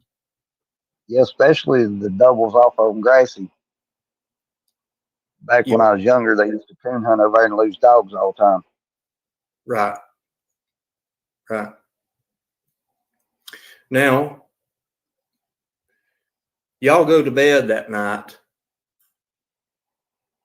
and I think Jody Sue had a picture where she was like filming the helicopters or something. And the news had even said that they was flying over at night. And then I guess they settled down. Y'all went to bed, or I don't know if you was able to sleep or not. But so you get up the next day. You said you took a couple of days off. What'd you do that next day when you got up? What was the atmosphere on Ben Hill Road like? Pretty gloom. Everybody's still kind of looking around, just seeing. So, I mean, this would be when Fred said he was recording the daughter saying he seen Summer's dead body. So let's listen to what he says. Didn't notice anything odd or anything? No, not really, because they wasn't nobody in and out for like 5 days. If you didn't have an address in there, you wasn't in and out. Now I'm pretty sure the tree people was in and out for the next few days, but other than that, you had to have an ID to get in for 5 days almost. I'm pretty sure. It was like 5 days that they was wild sitting at the end of the road, and you had to show your ID when you came in. You had to speak to them on your way out. What if you come down there and you didn't have an address? Let's say, what if, your mom and dad was coming to visit you? What, would they let them in, or would they turn them away?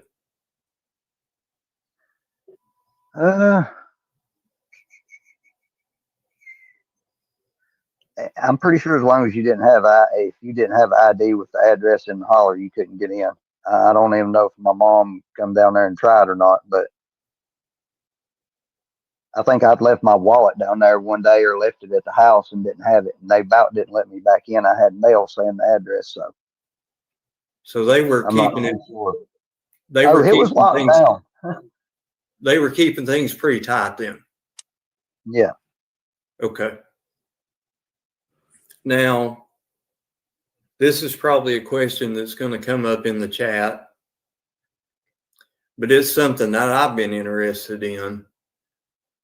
Fred says he does say that you took like 3 days off, and you and Jody Sue sat down at the bottom of your all's driveway and was just, I guess watching and just, paying attention to the searchers.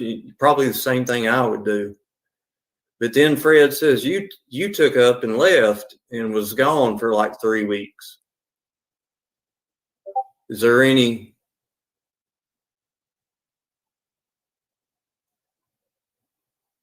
No, wait, hold up. Okay, she got gone on June 15th, and he says a few days after that, I was gone for a few weeks and came back. Yeah. Okay, so I don't really remember taking and running off about that time. That could have been about the time that I was trying to leave. Okay.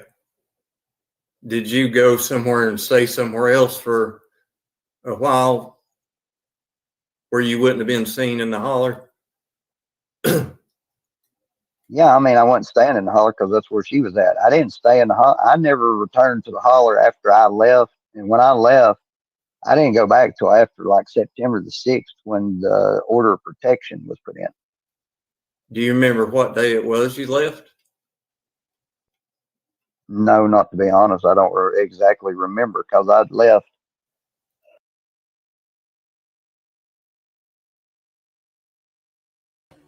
That makes me so mad because if he wasn't there, why did the grandparents have to evict their grandchildren?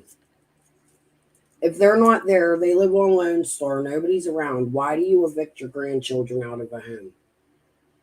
That's hate, man. That ain't being good grandparents. I wouldn't do that to my grandkids. That's why I'm still fucking stuck with them here. With the big kids that drive me crazy. Not with the grandkids, with the big kids. There's 3 documents of complaint on Fred's property. We're going to have to look that up. That's good to know. I wrote down the T-deck. See? I wrote it down. I'm going to look it up, and little Deb's going to send it to me. That would be real good. I'll check that out. But I'm going to move on to my last segment here. I'm going to, where are we at here? Cut this right where it's at. We have 1 hour and 6 minutes left of this. I'm going to come back tonight after everybody else is done being live because Seraphina's doing a live with Ziggy tonight. Another one. And I want to finish this up. I didn't do that. I didn't expect a 3rd live. We're going to move along to this. Let me close that out so I don't get confused here. Twister, thank you for sending me them flyers. All right, I'm going to move on. I'm going to switch subjects. There was a big bust, but something I want to talk about in this is there was a 13 and a 14-year-old busted in this bust, and it turns out the 14-year-old was actually soliciting the 13-year-old and recruiting people for SA and trafficking. Now, the thing that bothers me is that to me it sounds like they treated this 14-year-old like a criminal when in all actuality somebody had to teach that baby that. They took the 13-year-old to a hospital and they treated this 14-year-old because the 14-year-old was on a run from a group home. You know, these group homes need to be held accountable. If their children are running, there's a problem. I don't understand the lack of compassion for the 14-year-old rather than the 13-year-old.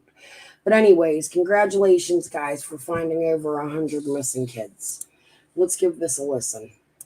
Be at home wondering where my kid is, if they're out on the streets and running around with unknown people, around drugs and guns and unsavory folks. During that 2-week operation, the task force recovered 122 missing kids in the Justice Department's Middle District of Florida. That district includes Jacksonville, Orlando, and Tampa. 22 of those children were reported missing from Northeast Florida. The U.S. Marshals Service invited News4Jax reporter Eric Avanier and News4Jax photojournalist Victor Rodriguez to join the task force and document the operation. And Eric is joining us live in studio to explain what you all encountered. Yeah, just Bear in mind that there were nearly 24 kids that were recovered from the Jacksonville metropolitan area, and some of those kids who ran away, they ran away from situations that were bad situations at home and are believed to have ended up being exploited through human trafficking.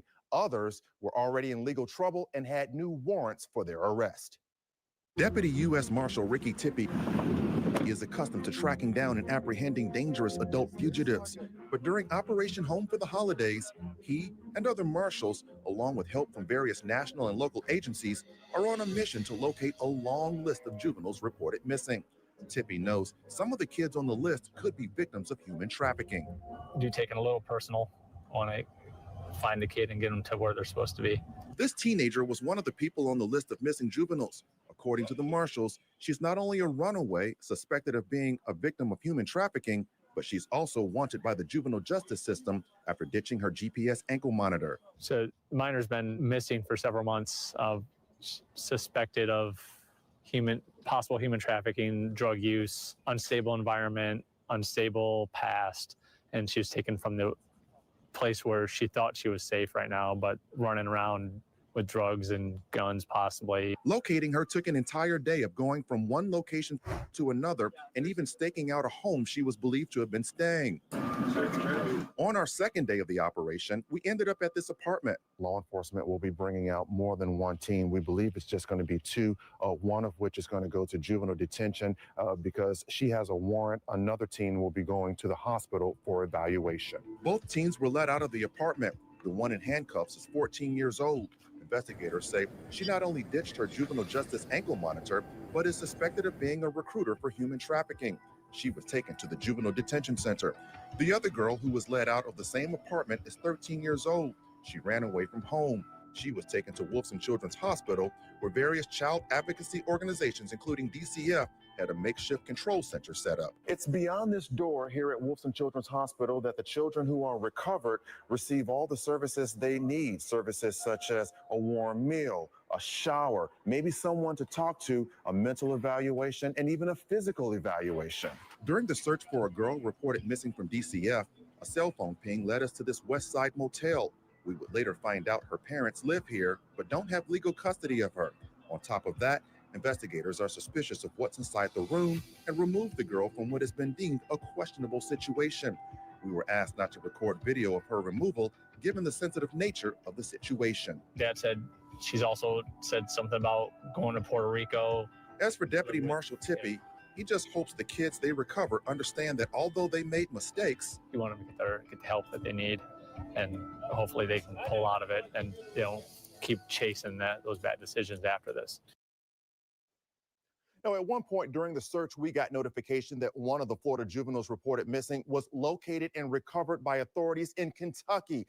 It's also worth noting that some of the federal marshals who volunteered to participate in this operation traveled here from other parts of the U.S. Now, coming up later tonight, I'll take an even deeper dive inside the Operation Home for Holidays for a behind-the-scenes look into what it was like trying to track down these missing kids. And it was a struggle. Well, and really interesting, impressive, really helpful to see behind the scenes here. Here's my question, though. Tracking down recovering kids, is this anything like tracking an adult fugitive or something like that? Totally different. When I spoke with federal marshals about this, they said that usually with an adult, you have a paper trail because adults, they have known places where they've lived, relatives and friends who have been used as references that obviously you have the phone numbers and addresses attached to that. They have jobs, they have cars. Whereas in this case, teens don't have that.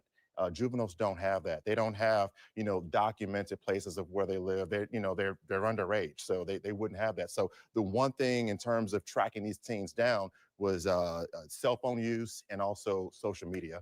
And of course, you get some tips every now and then, but it was nothing like going after adults. Yeah, it's so heartbreaking because they're 13, 14 right? years old.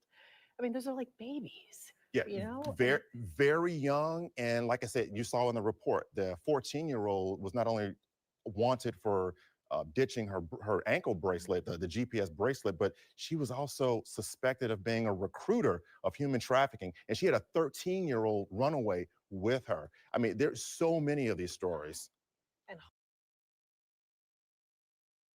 And Tampa. 122 kids were recovered. 22 of them are from Jacksonville and the surrounding areas. Many of the children are runaways who have been missing for months. Some are believed to be victims of human trafficking, and some had warrants for their arrest. News4Jax reporter Eric Avanier and photojournalist Victor Rodriguez spent 2 days embedded with the task force. They got a firsthand look at what it takes to track down those missing kids. Eric's joining us now live to explain what that was like and to give all of us a behind-the-scenes look into this Operation Home for the Holidays. Well, Kent, it was 2 days of driving, staking out locations, and awaiting new intel from the command post. It was also potentially dangerous because some of those kids we had intel on were believed to be armed or were hanging out in locations known for gang activity.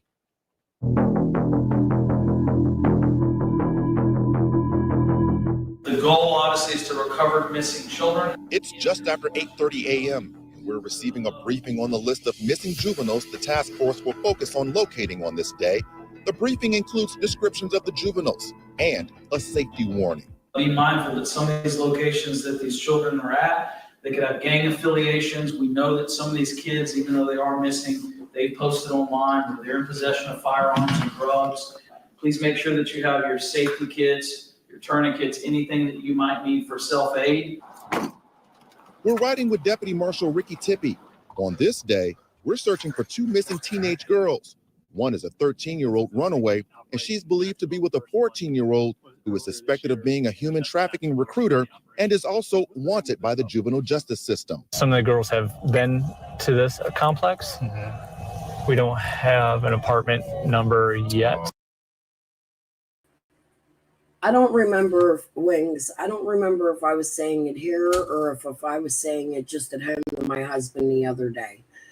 But, you know, with social media, we teach our kids. Do you remember when we were kids, we were taught not to talk to strangers? You don't talk to strangers. You don't go outside. You don't talk to strangers. Today, we're selling video games where children do nothing but talk to strangers. Now it's like we're permitting children to talk to strangers. I think it's gotten worse. I don't think it's gotten any better. I think it's always existed, but I think it's more in plain sight now. It's so much easier to get on a game controller. I can't believe they talk through game controllers. I'm floored. I'm 48 years old and I feel like I'm 100. You know, you see the technology, you remember, like Roblox or like Fortnite, for instance. They're playing a game. I hear my kid go and I'm friendly, talking to kids, and you hear little kids in the background going, don't kill me, you know? They can have any conversation and say, hey, where are you from, little guy? Oh, you're from Kingsport, Tennessee. You should meet me. You sound really cool. Don't tell your parents what's going to happen. I think it's easier with internet access and with all the video games. I don't think they should be permitted for children under 18. That's just my feelings on it. I think it's grotesque that adults even want to go horse and talk to little kids online. That's just my opinion of it. I don't know how y'all think, but I think it's too much interaction with a world of strangers when we're supposed to be teaching our children do not talk to strangers. It's a double standard. You know? It's crazy. As other members of the task force searches the complex and ask residents about the 2 girls, Marshal Tippy conducts surveillance on an area across the street where the girls were known to hang out. The girls are nowhere to be found. On to the next missing teen on the list. According to intel, that teen's cell phone pinged at this West Side home. So we stalked out the place, but it turned out to be a dead end. Time to regroup.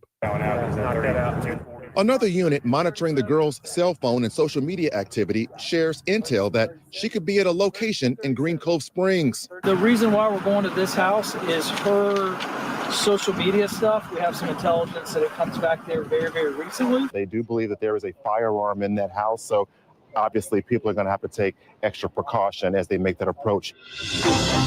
We arrive at the house, but there are no signs of the missing teen. According to the occupants, she had previously been there, but left. It was feeling like we ran into another dead end until... We're going to follow them. Okay. We just got information as to where this missing teen may be located, so now we're going to that location. This, of course, is based on real-time information that is coming into the control center. The new intel we received led us to this apartment in Jacksonville where the missing teen was located and recovered. She was taken into custody because she's wanted by the juvenile justice system. Her situation is a little different because she's also suspected of being a victim of human trafficking.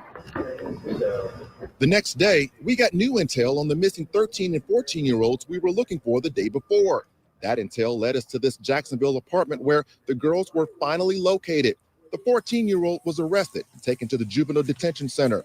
The 13-year-old was taken to the hospital to be evaluated, receive necessary services, and possibly reunited with her family. So why does the 14-year-old not go to the hospital and be checked out? That boils my motherfucking blood. Because this girl was doing the deed. This girl is 14 years old. She's being taught it somewhere. 14-year-olds don't come out of the woodwork and just know how to sell children. She's a child herself. Why? I get it. She's arrested because she ran from a group home and she's in trouble. But why is she also not being taken to the hospital and being checked out? She needs a fucking rape kit. Where are the adults that had these kids? You're arresting the 14-year-old. Where's the fucking adults that had the 14-year-old to recruit this child? That makes me mad. She deserved hospital attention too. Instead, you treated this child like a criminal. So you know what's going to happen? She's going to reoffend because you treated her like she was nothing. She's being assaulted too, you dumbasses. But we'll let this finish. That pisses me off. Now, later that same day, we tracked down a teen who was reported missing from DCF. A cell phone ping led us to her location at a West Side motel that was in an area notorious for human trafficking. We found out she was staying with her parents, but her parents did not have legal custody of her. In addition to that, the task force noticed some things in that motel room that raised red flags. So the girl was taken to the hospital to be evaluated and receive services. So very intense moments. Well, it seems like it, and very stirring. And I just asked you because it looked like one of the young ladies that was being brought out there. I said, is she yelling? You said, yeah, she didn't want to go, even though this is potentially a victim of human trafficking. She didn't want to go. And her situation, from our understanding, is that she ran away from home because she may have been abused at home. But according to the intel that we had on her, she may have also, after she left home, she may have somehow gotten involved with human trafficking, and she was allegedly staying with someone that was considered somewhat questionable at the time. So maybe involved in that too. But yeah, but she had warrants also because she ditched her GPS monitoring. So. And this is how dicey this kind of thing is. You were telling me that some of the law enforcement that came from out of state to come and help, they were told to know where the closest hospital was. Exactly. That's when reality set in. When my photographer and I, we were in on that morning briefing. It was one thing to hear that, hey, some of these kids may be armed. Some of them may have warrants. I mean, some of them may have gang affiliations. But to not only hear that, but then to also hear, hey, if you're one of the agents who took part in this, taking part in this operation, and you're from California or Nevada, go on Google, because some of these areas you're not going to be familiar with. So go on Google to find out where is the nearest hospital in the event you need to take yourself if something happens. Yeah. Obviously pretty intense. Thank you for sharing your reporting, Eric. Thank you.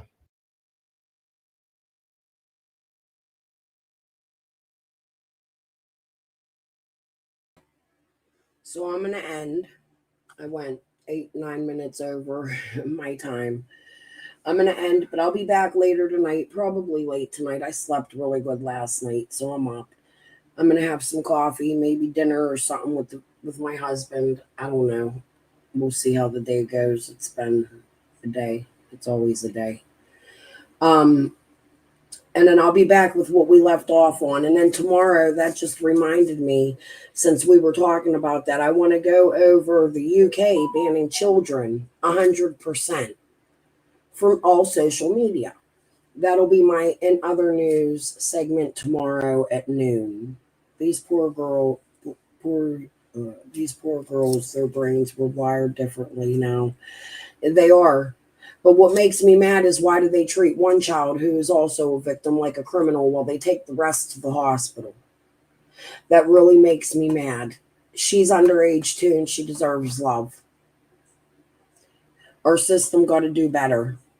All right, I'll check your email. I'll check my email, little Dev. Thank you so very much, and I'll email you back. And I also need you again to comment in one of my comment sections, because I think you agreed to be a mod for me. However, I can't click you from my studio to get the link to your channel, and I need that. So if you could comment in my comment section anywhere, just put hi. I'll go right to your page. I did A1 yesterday. I think I got Wii too, but I think I forgot to hit enter on Wii. So when she comes in, I got to do her, and then I just need you to leave a comment, and I will mod you, if that's okay. All right, guys. I'll see you later tonight and tomorrow afternoon for the UK banning children off of all social media. Talk to you then. Peace and love. Bye.